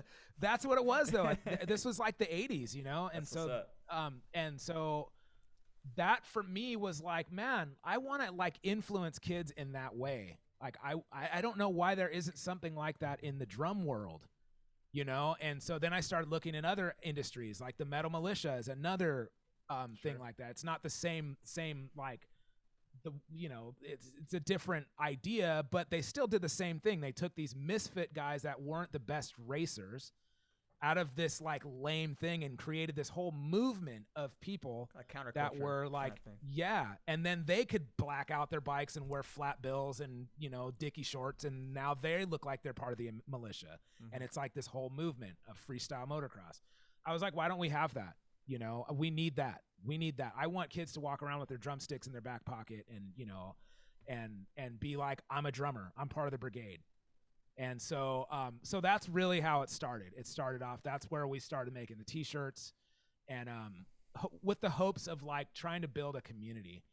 Mm-hmm. A lot of things, we've gone down a lot of different avenues, man. It was like, you know, I started teaching kids and thinking about that, you know, they're using 5Bs and they're like 7-year-old kids. And I'm like, why are they using those sticks? Like this is wrong. Like this doesn't work. And so then I started getting into making drumsticks, and then I started developing the drumsticks to work for like as a teaching tool. So we have like different, like our sticks are like different colors on the butts. Uh-huh. That's for a teaching tool, and then the way that how far down the color is also for teaching as well. So it's like the idea of putting your finger on the American flag on Vic Firth's to hold it on the fulcrum. If you let color show out of the back of your drum brigade sticks, you're pretty much close to the fulcrum. And then I started teaching these kids where it was like they didn't know the difference between their right hand and their left hand. And so I'd be like, let's learn how to play a paradiddle, right, left, right, right. And they were looking at me like, what? And I'm just like, so we developed these drumsticks, and then I started trying, let's play a paradiddle, red, blue, red, red. And then in like 2 seconds, a kid was playing a paradiddle. That's sick. You know, and then you're not holding your stick in the right place. Try to hold it on the fulcrum. That wasn't working. Let some color show out of the back of your drumstick. Boom, they're holding it on the fulcrum. Bro, and so it was stuff like that. Was stuff like that where it was just like it clicked. Where it was like, man, I think this is how we can influence our community and build this Bones Brigade, middle militia type of thing in our community. Get the right guys to back it, you know, get the right guys to represent it. And then it's like, that one thing led to another. And then I met Phil. We were teaching at the same place. And I was just like, I still feel like I have a lot to say. I still feel like I need a platform to say it on. And I was trying to go and ask people if I can come on their podcast, and just getting blown off. Like dudes were just not giving me the time of day. And so I was just like, whatever, I'll just start my own podcast. And then that's how it started. Me and Phil just decided to do it. And I had no idea how to start a podcast, had no idea how to upload a podcast. I barely knew what a podcast was. And we did it. We did it. How long have you guys had the podcast for? It's been a few years. We're on show 106 now. Oh. So, wow. And that's been a learning curve too, where it's just like some things have worked, some things have not worked. But the most recent thing, I should take it back to like, when I started teaching, I didn't know where to really start, and so it didn't really start with the t-shirts. It started with the bags though, for sure, and products, and trying to develop a product, but that's just made for drummers by drummers type of stuff. Yeah. And that was, that's a hard industry to get into, and like, I don't like to really play nice with the industry people, because I think they're missing the biggest point, which is the sense of community. These guys these business guys, even some of my friends, don't get that there is a drum. They don't get what real drummers are. Real drummers do this, what we're doing right now. They hang, they talk to each other, they have each other's back, whatever it is. These guys miss that point. They're only thinking about how they can get $1 out of you. Mm-hmm. And I can't stand that. So that's why I try to go into the products aspect, but it's like, dude, you're winning a losing battle, or you're trying to win a losing battle. So let's try to think about what it is really to be a drummer, and so anyways, that's why I started my school, the drum lessons thing. And a buddy of mine was opening up a studio, and he's like, I'll just give you the time. You just pay for however many lessons you have. Just give me a percentage of that lesson. So if you have no lessons, you don't pay anything. Ooh, and that got me in the door, where I was just like, this is an opportunity I can't pass up. I was so nervous, but I just went for it. And then it wasn't until recently that I through all the different avenues, all the different things that we've tried and failed, or tried and succeeded at, it wasn't really till we started like really putting it into perspective as to what we do, and trying to define what our core values are. And that's been the biggest thing for us. That's recent, like very recent, within the last year, was like, man, all we're trying to say is that everyone should feel accepted in their community, or our community. If you're into drumming, then you belong, and so the core value of Drum Brigade is acceptance. And we, throughout my whole history, all I've wanted to do is fit into whatever community or scene that I'm into. So the ska scene, I felt accepted. There's other kids that look like me, that were dressed like me. If I knew how to dress and I liked the music and I played it well, then people accepted me into that community. And I really flourished in that environment.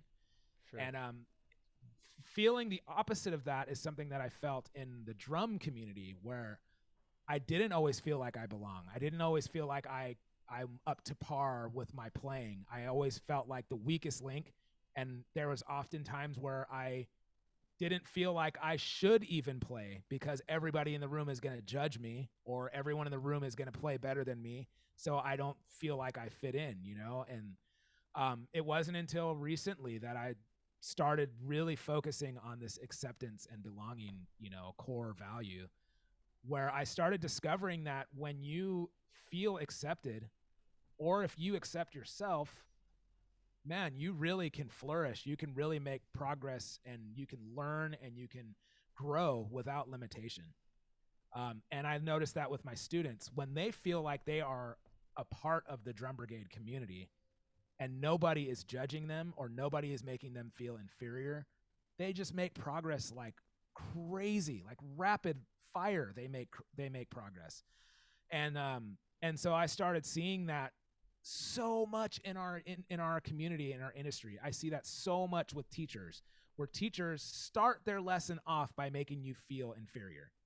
They will try to prove to you how great they are before they start showing you anything. And I completely hate that. I absolutely think that is so backwards. I think that when you're a teacher, you're in the service industry. You're providing a service for your student, and you are teaching them how to become better. It has nothing to do with you. You're the tool that they need to get them to where they need to go. Yeah, and if you're trying to make Oh, go for it. Sorry. Yeah, if you're trying to make people feel inferior, I've had lessons like that where my teacher, you know, I've gone to a bunch of different teachers over the years, and they have to prove that they're great. I mean, you watch so many of these videos out there too, where it's like the teacher is just melting your face, and they're not showing you anything. They're not showing you anything, you know, or you have to be this completely advanced. I mean, most of the time, dude, I'm a professional drummer, and I do a lot of different things. And most of the time I'm like, I don't know what this is. Like, I can try to pick up bits and pieces, but you're not really showing me. You're showing me how great of a drummer you are. You're not showing me anything. And so based on that core value and that mantra of, you know, acceptance and belonging, we do everything through that.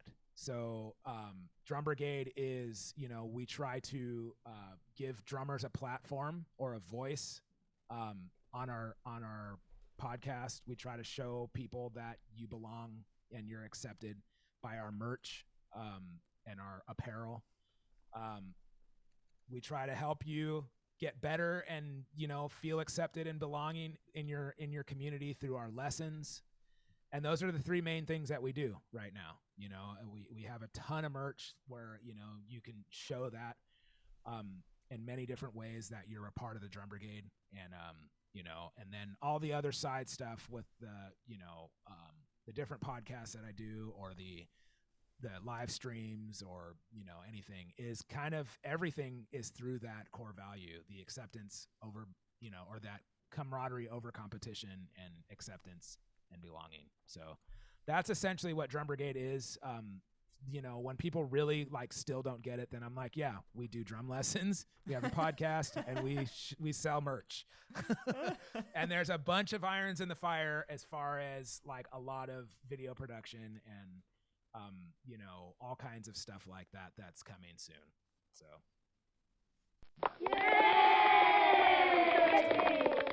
That's so awesome, Korey. I love that you're focusing completely around community and about like empowering, you know, drummers specifically, but also anyone else that wants to become a drummer too, by teaching lessons, by giving them. I mean, I love that you're gonna bring in some video content here soon, and doing, you know, I've watched your Twitch channel.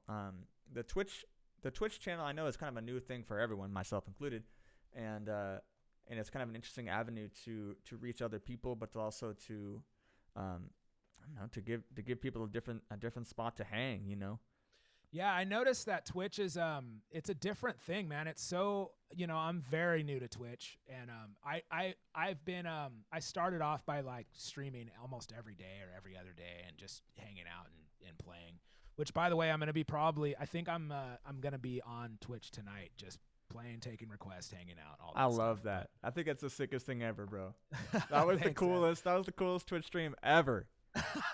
I tuned into Korey's stream for like at least a good 30 minutes, and I was just everything I requested he played, and he was just like, "Oh man, I haven't played that song in a minute," or like, "Oh man, I love this song," or like, "Oh man, my wife and I danced to the song at our wedding." Like, what?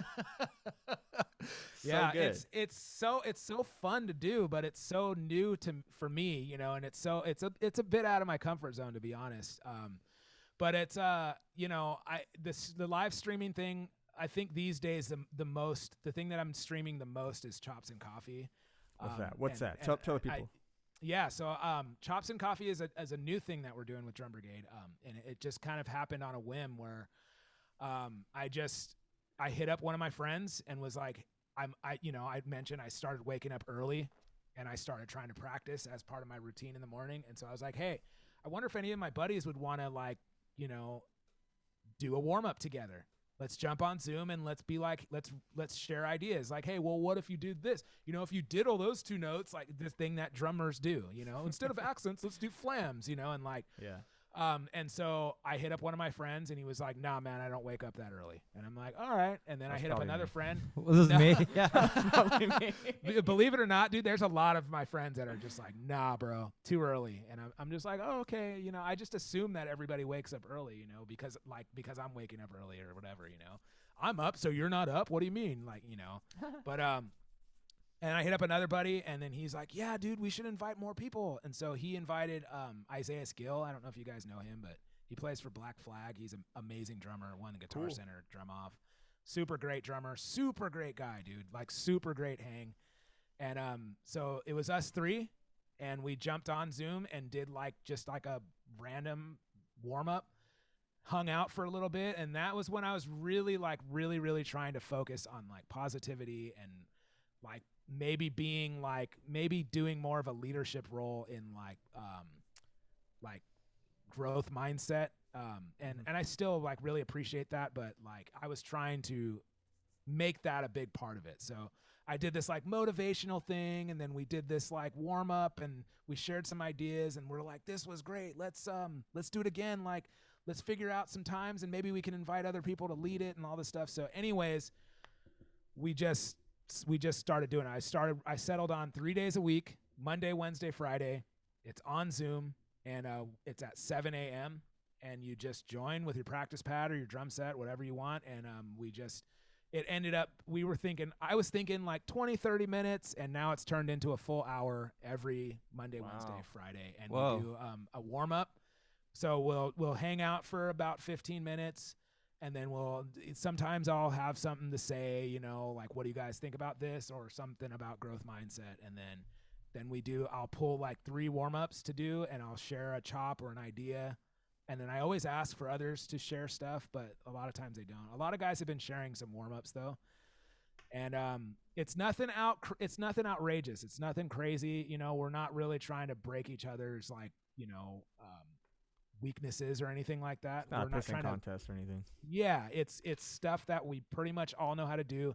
If you don't know how to do, you can most likely get it, because there's some students, and there's across the board, students, teachers, pro drummers, everybody just joins. And if there's anything besides our lessons, or I guess it just falls in line with that acceptance thing. But that core value and that stuff is really, really apparent in the Chops and Coffee thing. And I've had a few guys voice that they were scared to come to Chops and Coffee. They thought they were going to be ripped apart. They thought they were going to be ostracized or made to feel inferior. And then when they joined and they realized that it's based on the opposite of that, they're there every week. They love it. They're just I wouldn't miss it. This is the coolest thing. I feel like I'm learning so much, and I feel like I'm learning without limitation. I feel like I'm able to participate. I'm able to. There's one guy that would show up every week, and when his first time, he said, I was afraid to come in, and he said, this dude's a great drummer, but he said, for my whole career, whenever anybody would ask me what I did for a living, I never really wanted to say that I'm a professional drummer.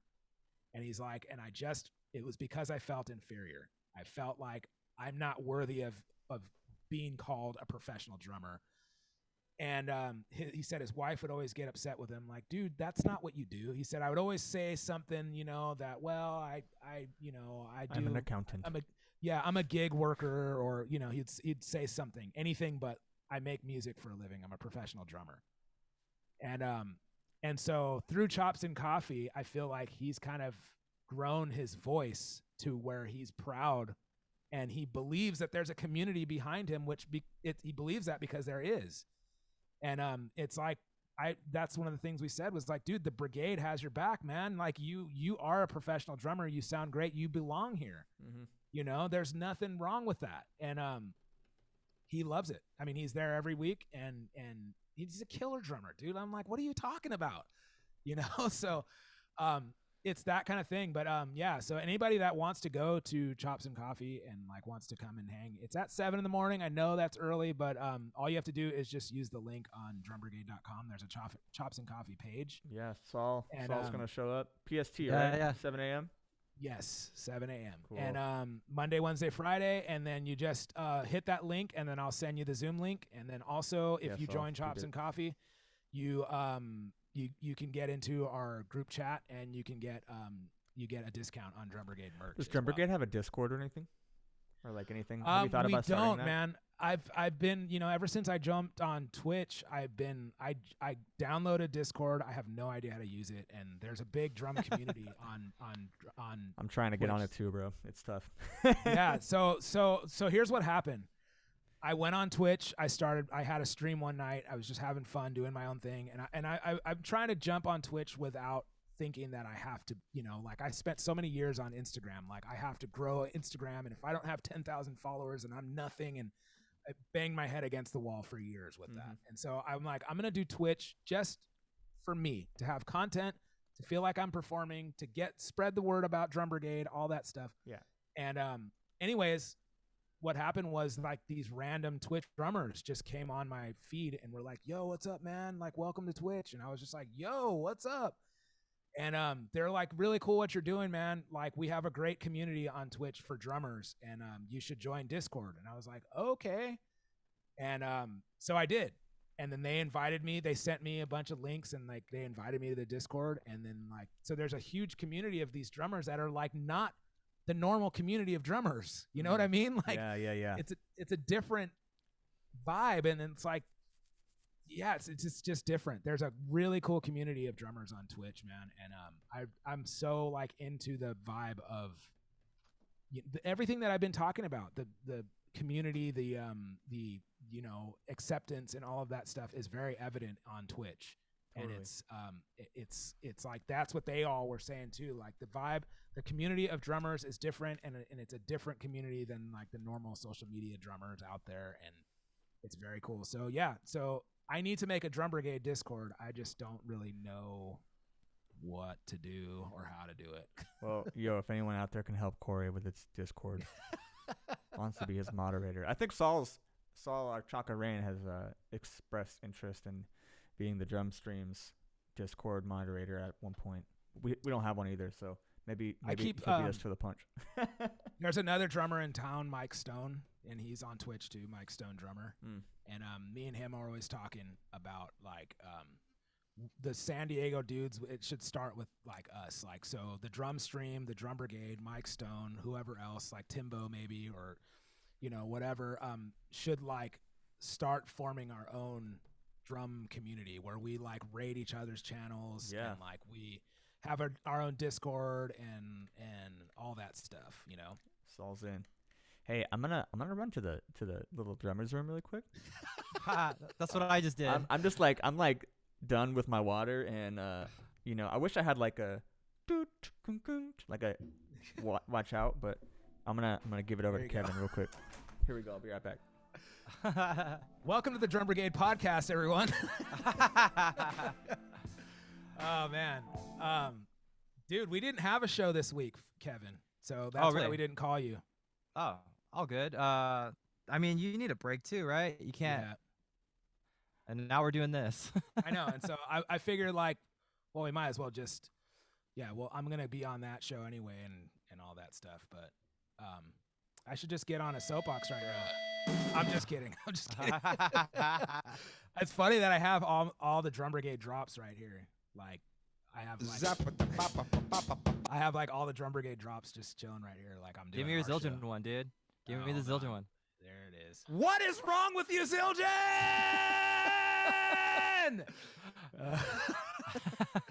Phil has a bunch of new ones, dude, that are funny, dude. Like, Yeah, he's been going ham. I listened to the last couple and like, yeah, dude, like he's got all the ones where you're like, die, Yeah. die. That's pretty funny, man. Yeah. Here's some Zach ones, dude. It sucks, basically, is the word. Dude, Zach, how has Zach not been on this show? Zach's the best podcast guest ever, dude. Oh yeah, You're let's talking, tell man. Matt when he comes back. Yeah. Yeah. Just not that funky, honestly. That's not helpful. Dude, it's so like now that we have like a weekly meeting with Zach and Kevin. I mean Zach and Kevin. Yeah, it's supposed to be today or tomorrow. Wednesday. Wednesday, Normally. yeah. And after having all these meetings with Zach, dude, it's like these drops are just him on a daily basis, dude. You might as well, have a ponytail. It's just Zach. It's just how he is, man. It's like he's a great dude, man. I love that dude. Dude, there's like a short YouTube video of him playing a drum solo with Carl Denson. Have you seen that? I think so. He's wearing a Drum Brigade shirt. No, I think he's in a suit, but dude, Oh, okay. it's just like it's his pocket, dude. It's just Yeah, like he's incredible. I mean, we're just talking about Zach Nager, Chris. I mean, Matt. Sorry, I don't know what's going on. Like, here. who's Chris? Chris. Yo, is Chris here? Yeah. Chris. No, we're just talking about Zach Nager. You should have him on, dude. He's so funky. He's a great guest. I think I should have the Nagers on and just Oh, like, the drummers, Yeah, bro. I don't know how that would go though. Would that go good? do they get along? I think so. I just feel like Zach is such a big personality, and then Jake is just so like. Well, maybe they play lax, like you know? good cop, bad cop. You never get them together in Maybe. one room. Like that might be kind of fun. Shout out to Zach and Jake if they're ever watching this later on YouTube. Come on my show. Zach's killer, man. Yeah, Zach is Zach's- a killer drummer, man. Like low key San Diego legend. I guess I shouldn't say Zach. I don't know Jake very well. Well, so is Jake, I should crossed say paths, that, but yeah. Jake is a fabulous drummer as well. Yo, Dude, so that thing- little side note. Me and my roommate just watched the new Coming to America, Oh, is it And- good? and at the end of the movie, I mean, no, it's a little bit of spoiler, but there's a little Carl Denson cameo. No way. Yeah, totally. And then I texted Ricky about it, and he's like, "Bro, he's in the first one too." And I was like, "What?" Yeah. Wow. Carl I Denson, can't dude. wait to see Yeah, that. dude. It's Gray boy. it is what it is. It is what it is. But if you love that first movie, it's it's great. I would love to revisit that first movie because it's been a long time since I saw it, but I remember it being really funny. Dude, this is so good. I still think my favorite Eddie Murphy movie of all time is Beverly Hills Cop, the first one. Yeah. Of course. It's so good. Of course. It's so good. It was a whole new level of just like, what kind of comedy is this, dude? It's so edgy. Dude, I've been watching this dude, Lil Rel. It's on Peacock. That fool is funny, bro. What's Peacock? Yo, you got Peacock? Oh my gosh, dude, baller, Yeah. dude. You got it for The Office? Like $5, or what? dude. As soon as another The streaming Office, service? yeah, it's like NBC. Netflix. Got it. As Got it. soon But it's as all- The it's all Office went NBC. off, as soon as The Office went on off Netflix, I'm like later Netflix and dipped out and got Dude. Peacock. I was Do they have on my Parks and third- Rec too? Oh, whoa. Whoa. Whoa. The What lull. happened? The lull happened. I think we all lagged for a second. No, I'm kidding. I was gonna say I was on my third run through of The Office when they pulled it from Netflix. Oh, dude, I love I that don't even show. know. I lost track. I'm Only prob- 3? Yeah. I know. Only, I'm probably like 10. Dude, I'm I like was- I'm in the 20s, dude. I easily. mean, Really? I'm just late to the game, I guess, you guys. If you're There's on- never been a show there's never been a series in history like this where have you checked the podcast? everybody. Yeah, I just The started Kevin- listening to the the one that Kevin Kevin's podcast? doing. Yeah, the history of The Office. So It's, good. Really? It's cool. Yeah, It's it's really good. good. It's really good. I know the 'Cause he girls, gets like, the everybody girls have on one, it. right? Yeah, the girls of The Office. That's the other good one. It's Pam and Angela. Yeah. Dude, the crazy thing about that, I never watched that show when it was on TV. I started watching it binging it when I moved to San Diego because I was broke and I couldn't go out. So I was like, oh, I'll just watch this show that everyone watches, and it's really greatest, funny dude. and good, and it has like some periods where people are like, I hate that season, especially like the Nard Dog season. Yeah, But I love that. if you watch it as a whole, it all makes sense. You know what I mean? I You hate have the to have. Yeah, go Do you for think it. the post like Michael Scott seasons are any good? Oh, they're absolutely amazing. Okay. I mean, I 'cause think they're good, but like when it comes back, I mean, spoiler alert: if you haven't seen The Office, you're under a fucking rock. But if if when he comes back at the end, like, did you guys cry? A little bit the first little bit, time. Dude, right? A that's the little bit? thing. You gotta get the Nard Dog period and like the Robert California and all Love that the stuff Nard Dog period. because you have to learn to miss like Michael Scott. You know what I Sure. mean? And dude, the D'Angelo, like, what's his name? D'Angelo Vicar. Vicar. Dude, that whole 4 episodes is unreal. Dude. Amazing. It's Will so Ferrell? amazing. Yeah, dude, it's so good. I think the Robert California era is amazing. Like, Yeah, the, it's so the era that I creepy. don't like is when Jim and Pam are getting married, and then like the end when Jim and Pam are kind of fake, like they're fighting. It's so not believable, and like the sound guy like helps Pam out, and then there's that jealousy thing, and Jim gets a business, and I hate, like, I'm like, oh, come on, like I have to fast forward those parts with those. Dude, what about the It part definitely that, shifted. Like, what about the part like they have that weird love story with the camera guy and Pam at the end? That's what I mean. That's what I'm Oh, talking is that about. what you're talking? Dude, Yeah, I thought that was so weird because you watch it again and you're just like, whoa, this is weird. Like, you Yeah, think it about doesn't make sense to the show, in my opinion. Yeah. Yo, what up, Where Preston? really- What up, Preston? It gets really gnarly because it's because it shifts. The love story shifts from like Pam and Jim to Dwight and Angela, where Yeah. it's like this forbidden thing. You know what I mean? And they're just so weird that they like fight it the whole time. And then when that finally just releases, you're just like, oh man. I just watched the one where Andy punches a hole in the wall. And, Which one? and, like, There's multiple ones, right? Oh yeah, there is. It's the first one. It's the first one, and he's trying to look in Phyllis's desk, and she immediately shuts the thing. He's like, "I don't trust you, Phyllis." I was like, I was like rolling around. It's like the 10th time I've seen it, and I'm still like dying laughing. Bro, do you My know fa- like my- Phyllis was like they said this in the office, or they like Phyllis was like a on set like just person, like a helper, and Oh, there's really? like, yo, you should read, and like so she wasn't even an actor. No And now she way. is. Yeah. And now she is. Yeah. Yeah. You I know, noticed too, like if you look at the credits, like a lot of the people's names are like in the show. Executive Yeah, producer. it's they're not that lazy. They're just like Angela. Oh yeah, her name will be Angela. Angela, yeah. And then I think Creed's real name is Creed, isn't it, or something like yeah, that? he's a musician too. He's apparently. yeah. And then, dude, like I don't know if you know, but like you probably know if you're like, but when they have that karaoke, it's like a Christmas thing. He's actually singing the song from his band. He's like singing his band. Like in real life, I mean. That's the shit. The best scene ever is when Angela like really hurt and crying, and Dwight goes to comfort her, and the only thing he says to her is, "Jazz is stupid," and she's like, "I know. Why can't they just play the right notes?" Yeah, just play the right notes. That sold it for me. I was like, "This series is unbelievable. It's amazing." Yeah. Damn. Kevin, you got a fan in the chat. I got a fan in the chat. Fan in the chat. Oh. Saw you at the with the Chinkies, Viva Ska Vegas, 2013. Oh, Chinkies. Dude, that was the festival I was talking about where the drummer of Let's Go Bowling sailed over my head. Heck yeah, dude. Right on, dude. Heck yeah. Yeah, Preston Fun, is man. in his own ska band, Be Like Max from Vegas. We had him on 2 weeks ago. Cool. Killing ska drummer as well. That's dope. Yeah. But I missed what you said. I froze. Well, I don't know.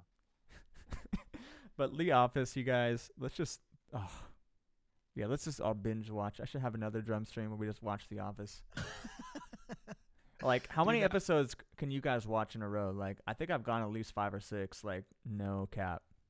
Oh, yeah. I mean, it's like a passive watch for me. I just have it on all day. You know what I mean? Just like I've gotten to the point where I could like sleep or like put it on while I'm going to sleep and not even have to look at it, but still see it in my mind, like exactly what's happening. I can't passively watch TV. I have to like focus on it, and like, cause I'm just one of those people that I'm gonna miss something, even if I've seen the episode before. Oh man.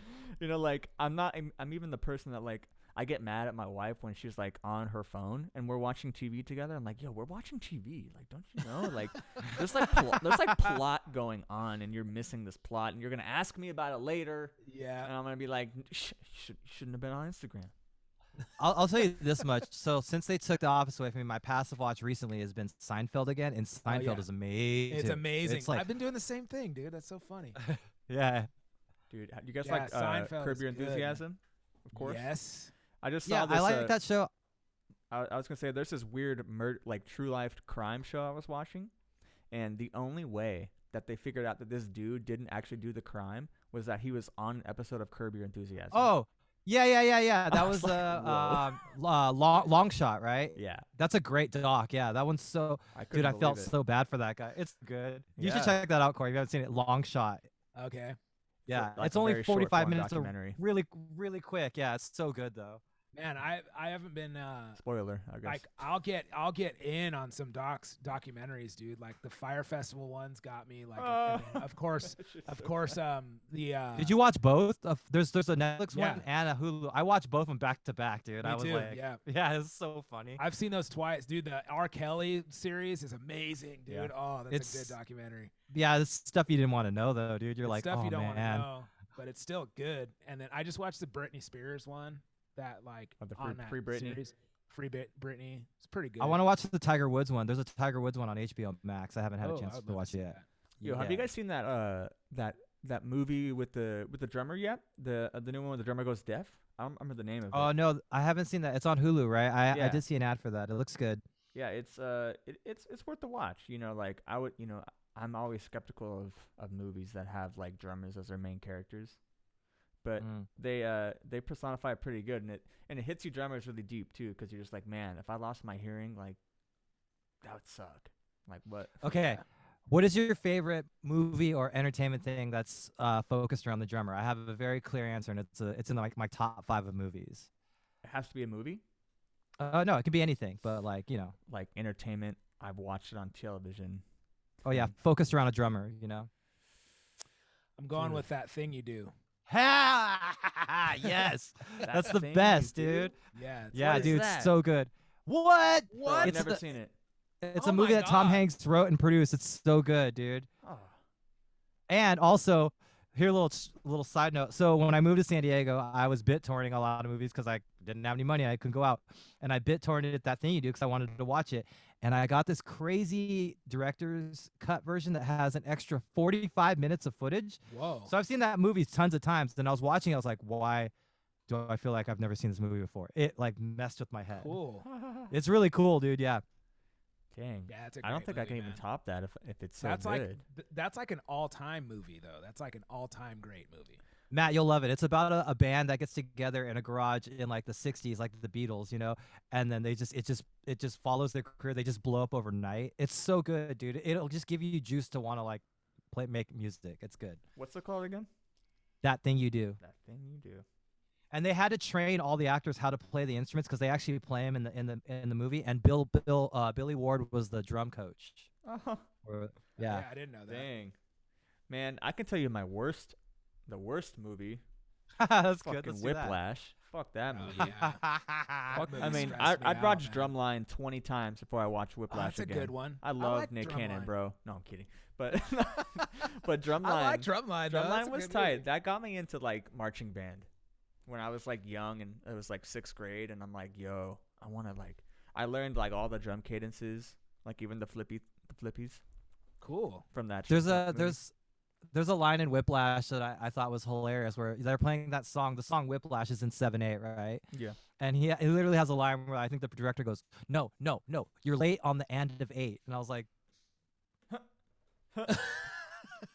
"Come on, was that But, intentional? Come what's on." That, who's that guy named J.K. Simmons? He actually has a conducting degree. Yeah, but he was holding the baton in the wrong hand. Yeah, he has. Okay, I guess you're right. I wouldn't say the lines are right, but but he does have a background in music, which is kind of cool. First off, also too, if you're collegiate big band, who is holding a baton when they're conducting, and who's conducting? True. True. What is going on here? That was supposed to be like Manhattan School of Music or something, right? It's like, what is this? Dude, the average person. Okay, there is a lot of drummers that have seen that, but the average person is never gonna know that. And me being a drummer, I didn't know that. I was caught up in the scene of that. I was that movie. caught in the scene. What Hey, what did you think of that song Whiplash, Matt? It was in 7. I would like to play it. I'd be down. Like I'm, like I think there's that one scene. I don't know. Here I am talking about Whiplash, the movie I wouldn't watch, but yeah, like they show the music, and I'm like, that chart doesn't look too hard. I'm like, give me that chart, baby. Like, let's sight read this down. I don't know. I just think it's so funny. What was his big tune? It was like a standard, right? He It had was a like Caravan. Oh, Drum Caravan. solo That's from right. Caravan. That was like the big, but getting in a car crash and running to the gig has to be my favorite part. That's what So stressed the me most. It's out. the most realistic part of that movie, obviously. Yeah. Yeah. I like the vibe from like the other when he's like the second chair drummer and he's like, hold my sticks, turn my page, and I was like, what is going on here, dude? What is this? This is what music school is about, kids. Yeah. It's about Exactly you why being we second. need camaraderie over competition. What up? Yeah, that's what's Hey, so Kevin, you mentioned Seinfeld.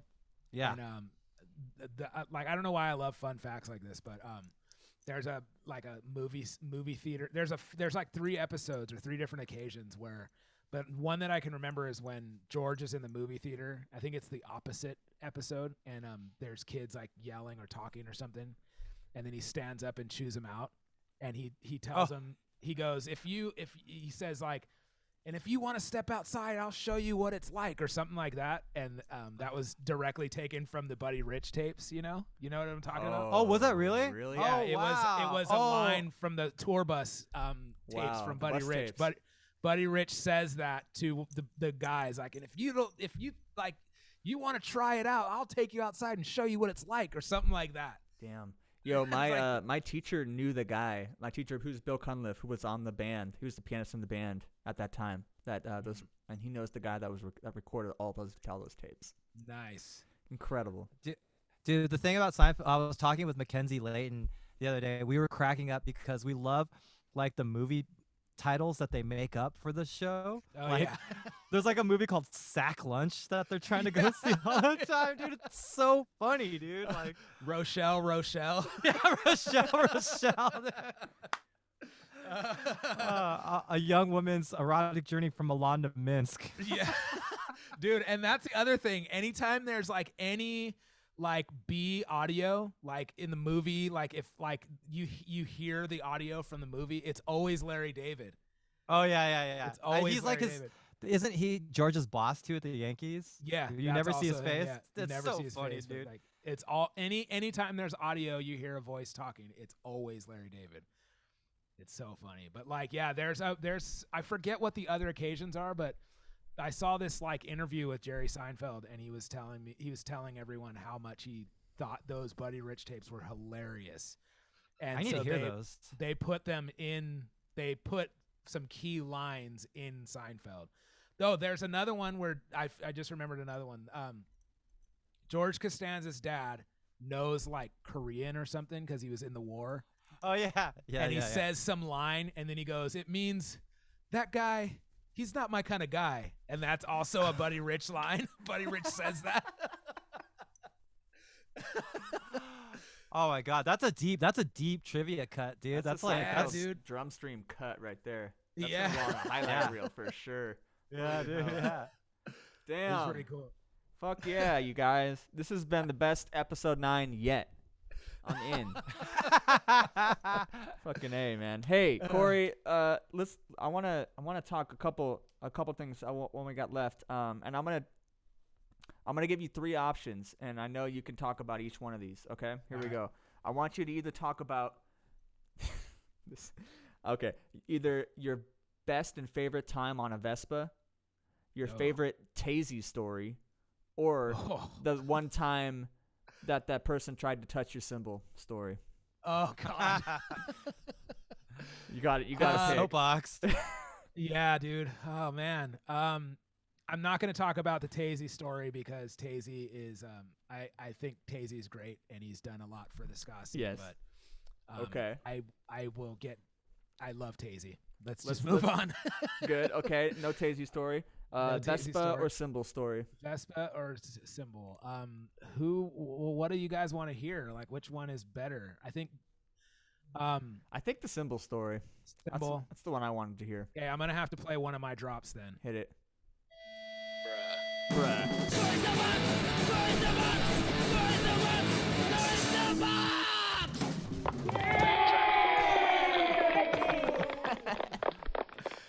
It's amazing how our shows have just completely intertwined, dude. Look at that. We're on a soapbox. Community, dude. Yeah. So I would love to get a clip of this too, and play this as the Drum Brigade soapbox on the Drum Brigade podcast. Perfect. Promoting your show, that'd be amazing. But, anyways, I have a residency gig before the pandemic, and it was at Eddie V's in San Diego, La Jolla, and I have this thing where anytime anybody walks up, you have to walk up the stairs, and then when you come into the lounge, you walk right by the side of the drums. There's no stage or anything. You walk right by it. And I have this thing where every time anybody walks in, they always walk by and touch my cymbals. And I get super pissed off. And so it's just the principle. It's these like super uber privileged like Karens that walk by and they're like, "Oh, a band." And then they touch the cymbals. And I'm like, "Don't touch the, oh my God." And so I just got these new cymbals. I got some special dries. I was really proud of them. And this group of like drunk, faded, ugly, annoying, Outdated, Karens, canceled, outdated, drum industry, like whatever. No, I'm just kidding. Those are different soapboxes. This Karen group walks in and they're just hammered. And they're like, I have a thing, like ask Kevin Freebie, dude. I have a thing with this type, okay? I just can't. And they won't leave me alone. They keep coming up. They're trying to get my attention, and I'm just like the furthest thing from giving them my attention because I think they're the worst humans on the world, in the earth, okay? So then they come up and they're like, "Oh, the drummer," and they keep touching my cymbals, and I'm like, "Please stop touching my cymbals, please. I'm saying it nicely. I'm trying my hardest to be nice to you. Stop touching my cymbals." "Oh, what? You mean like this?" They touch them again. I'm like, "Please stop touching." I'm not kidding. I'm not joking. Please stop. "Oh, he doesn't like when we touch his cymbals." Do it again. Now the whole group is doing it now. Oh my God. "Oh, he doesn't like it." "Oh, you mean this?" And then now they're pretending to touch them to antagonize me. And I'm like, bro, like I'm in the middle of the song, I'm stopping, like, guys, I'm not joking. Please stop. I'm going to call the security and have them come up here.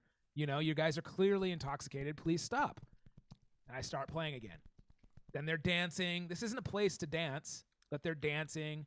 Boom, come up and touch the cymbal. I'm like, oh my God. So they keep doing it. So I'm playing on the ride, and one of them is like hovering over the ride like this, you know, with her twinkly fingers. And so I'm playing on the ride, and I just bop right on her hand. Whack! Yes. And the girl is like, "Oh, he just hit me. He just hit me."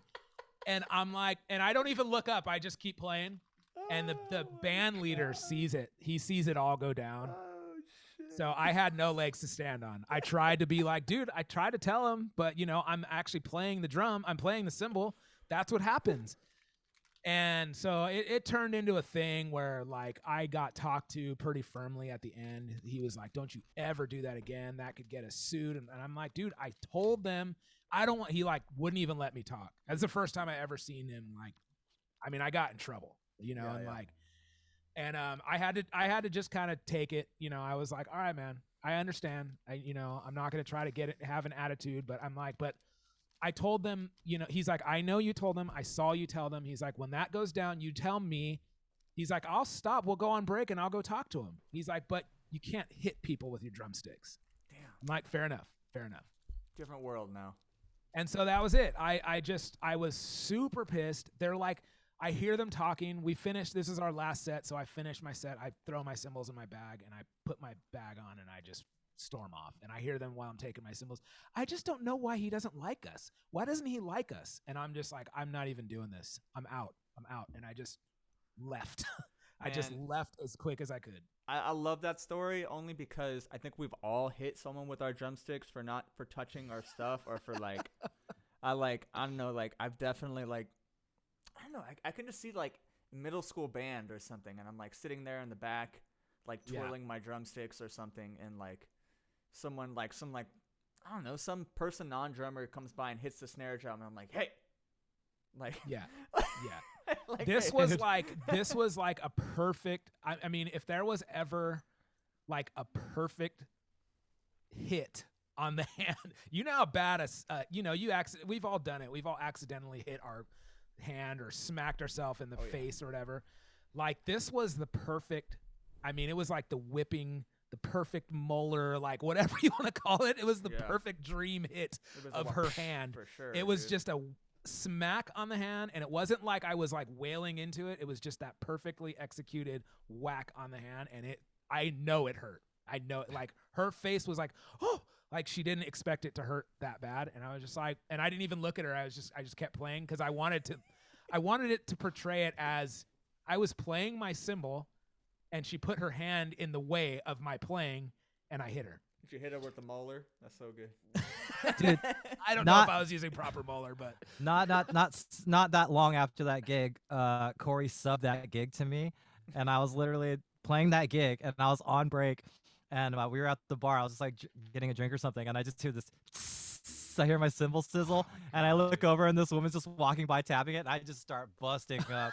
Dude, you know what? The leader's like, you can put your cymbals away if you want. That's what Korey does. And I'm like, I don't care. And he's just like. The thing is, too, like, it wasn't just them. Like, that was me already, like, months into this, where I'm like, every time the first person that does it, I'm like, my blood is boiling.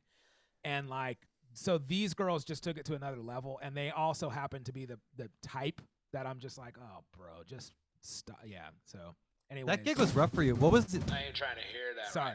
right now. That gig was rough for you. What was the other situation? What was the other guy? Cement Shoes? Was that the other name of the Cement dude? Blocks.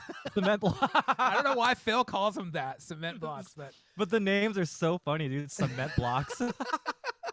This dude was just like, that's a whole nother story, man. That's a really, oh my gosh, that was worse because I was V's La Jolla. Eddie V's, what up? Shout out. Dude, I was gonna rip that dude's face off, dude. That was a gnarly situation like that I got into with that guy because he hired me for a session, me and Kevin Freebie, and dude, I can't even tell you guys. This guy was the worst person you could ever imagine. Just so self-centered and so arrogant. And like, I'll put it this way and I'll leave it at this. He took up my whole break talking to me about himself and how he has this song that he needs to record. And I go, oh, that's great. Okay, cool. Yeah, it sounds good, man. Here's my number. And he's like, well, I just want to tell you a little bit about the session. He's telling me about this song.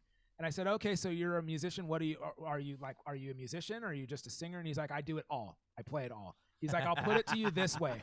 I was supposed to play guitar for Yes. And when I auditioned, the guitar player in Yes said I don't want him in the band because he'll show me up every night. Oh. Obviously, if you heard this dude, trust me, that did not happen. Dang. Okay. I love this dude. I love him already. This guy was the biggest jerk, dude. You should. Hey, you know what? Next time you're at Pacific Beat, ask Alan about that guy. All right. Ask Alan. I forget his name, but Alan will know who you're talking about. Well, God and everyone watching, thank you guys. This has been a heck of a hang for everyone that's been on. Make sure you check out all of Korey's stuff. Korey Kingston, horn, and the drum brigade. Also, big ups to Kevin Higuchi for stepping in for Brandon today. Thanks Brandon, for having me. Yeah, Brandon is mixing his record today, so he couldn't be here. So, all good. I'm glad we got Kevin in. I guess nobody wanted anything, dude. I know. What's you guys, happening here? everyone missed out on no I donations. was ready. Like once one came in, I was ready to give away a record too, but I guess nobody wants anything, dude. Well, they're just gonna have to go buy it then. All right. Make sure you guys peep out. Oh my gosh, Shuffle and Bang. The album name is called Island Bop. It's a sick record. I heard it. Rob showed me the pre-pressing. It was so good. Yeah. We listened to the whole thing cover to cover. If you like jazz and traditional ska, this is the record for you. A bunch of San Diego homies too. Yeah. Omar, Bobby, Caresi, Omar Lopez. It's Rob like Dub. it's like the Western Standard Time rhythm section. Yeah. SoCal edition. Yeah. Yeah. Yo, I'm It's gonna actually donate right now. It's actually the Shuffle and Bang edition, but it's all right. That's all good. I'm just kidding. Well, god dang, we might have a last minute donation from our guy Saul. If that happens, we'll talk about it here on the drum stream. Yeah. So I got you, Saul. If you do it, it's yeah, coming your way, buddy. Just let Matt know what size shirt you wear, and I'll hook it up. absolutely. I'm limited on sizes, but we'll hook it up. Well, heck Better yeah. call Saul. Better call Saul. All right, Saul. All right, Kevin. All right, Korey. I think I was checking, and we're gonna do a little raid on. Does this work? Oh, I guess. How do you guys do a raid? I have no idea. I've never done. I'm not a Twitchy boy. I don't know. I have a little thing on my stream deck that's supposed to do it, but god dang it, it's not. That's so weird. It's not working. Usually I like to raid someone's channel when I'm done, but hold on. Oh, what is it? Oh, geez, there it is. Thank you, Saul. Thank you, Saul. Saul's got it coming. What size are you, Saul? Yeah. Yeah, Saul, let us know your sizes. You sized up. And then Saul, come and hang out with me at the at later tonight, Drum Brigade. Heck yeah. Take the large. All right, I'm limited on larges, but I'll see what I got. All right. That's a popular size. I'll take the loss. I'll take the L. So, can you, Matt? Do you know this Yes. this Saul person? And Yes. then actually, Saul, if you want to send me your address, it's just Korey Korey @drumbrigade.com. And while you're there, check out the merch store too. Well, that's my email, Korey @drumbrigade.com. Send me your You can find address. his- I'll ship them out, bro. Okay, I think I did it. Aha! This channel has only a follower or subscriber only chat. Oh, that sucks.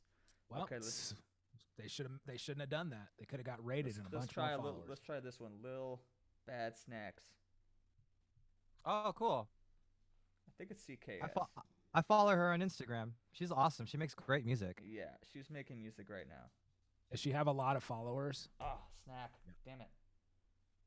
Raid. Yeah, she's very popular, Korey. You should go to somebody who is only has one viewer or 0 viewers. You already have a drums raid right in progress. What does this all right, even never mean, mind. you guys? She's already been being raided by somebody else. She's privileged. You can have more than one. She's probably touching my cymbals right now. Well, if she does that, you'll hear it here on the. Okay, y'all. We're not gonna raid anybody. You guys should go find your own channels to go kick it on after this. Make sure you come back next week if you're not already following us. Make sure you follow and/or subscribe to the Drum Brigade here today, as well as Korey's. 6 viewers are already ready to raid. So here we go. We're not gonna raid that one. Sorry. Aha. So that raid is canceled. That's right. Okay. Now we will raid. I'm gonna hold you guys until we. NNACKS. Okay. Boom. Did it work? Maybe it worked. I think it's gonna work. It might work. If it doesn't work, god damn it, I don't know. Whatever. Rage I'm schmade. just trying to be sweet Twitch guy out here, but okay. Anyway, thanks you, Kevin. Thank you, Korey. Thank And, you guys for having we'll make me, sure man. to post this all up on YouTube within 24 hours, everybody. Thank you so much. I'm going to stop streaming. Bye. Bye. right, Hey, thank skis. you. Okay, we're done streaming, by the way. All right, y'all. Thank you. Thank you so much, man. Heck Yeah, yeah. that It was fun. really fun. That was amazing. Great stream. Yeah. Let's all hang out and shed here soon. I'd love to. We should just do a public shed, dude, somewhere. Like, just go to a park or a beach or something. Yeah, I'm down. Keep saying that, but Always down. let's do that. I'll let you guys know when I'm SD. I should be back Oh, here. yeah, I always forget. You're in Long Beach? Yeah. Oh, okay. Yeah. I was just there, dude. I was just in Steel Beach. I was tracking some drums with Embry. Oh, tight. Yeah, I should hit you up, but I didn't get out of there till like 10:30, dude. It was super Where was late. that at the Hurley spot? No, he has like his That's in studio's in Costa like a Mesa. lock, it's in a lockout, like I forgot where it was. Sick. Yeah, but it's like Santa Ana, you know, like Yeah. Long Beach area. Yeah. Casual RX Bandit sesh. So dope. Secret Yeah. agent man. Da-dun. Okay. Yeah, I did a record with him and Dan P, dude, about dinosaurs, and he told me when I was there, he's like, I got it a record deal. It's like sick, so it's gonna come out. Dang, very tight. Yeah. Yeah. All right. Well, heck yeah, All right, you guys. gentlemen. I'll Thanks see y'all again, later. Matt. I appreciate it, dude. Yeah, thank you, Korey. Yeah, dude. I'll send you Good Soul's times. info. Okay, sounds good. All right. Peace out, y'all. Bye.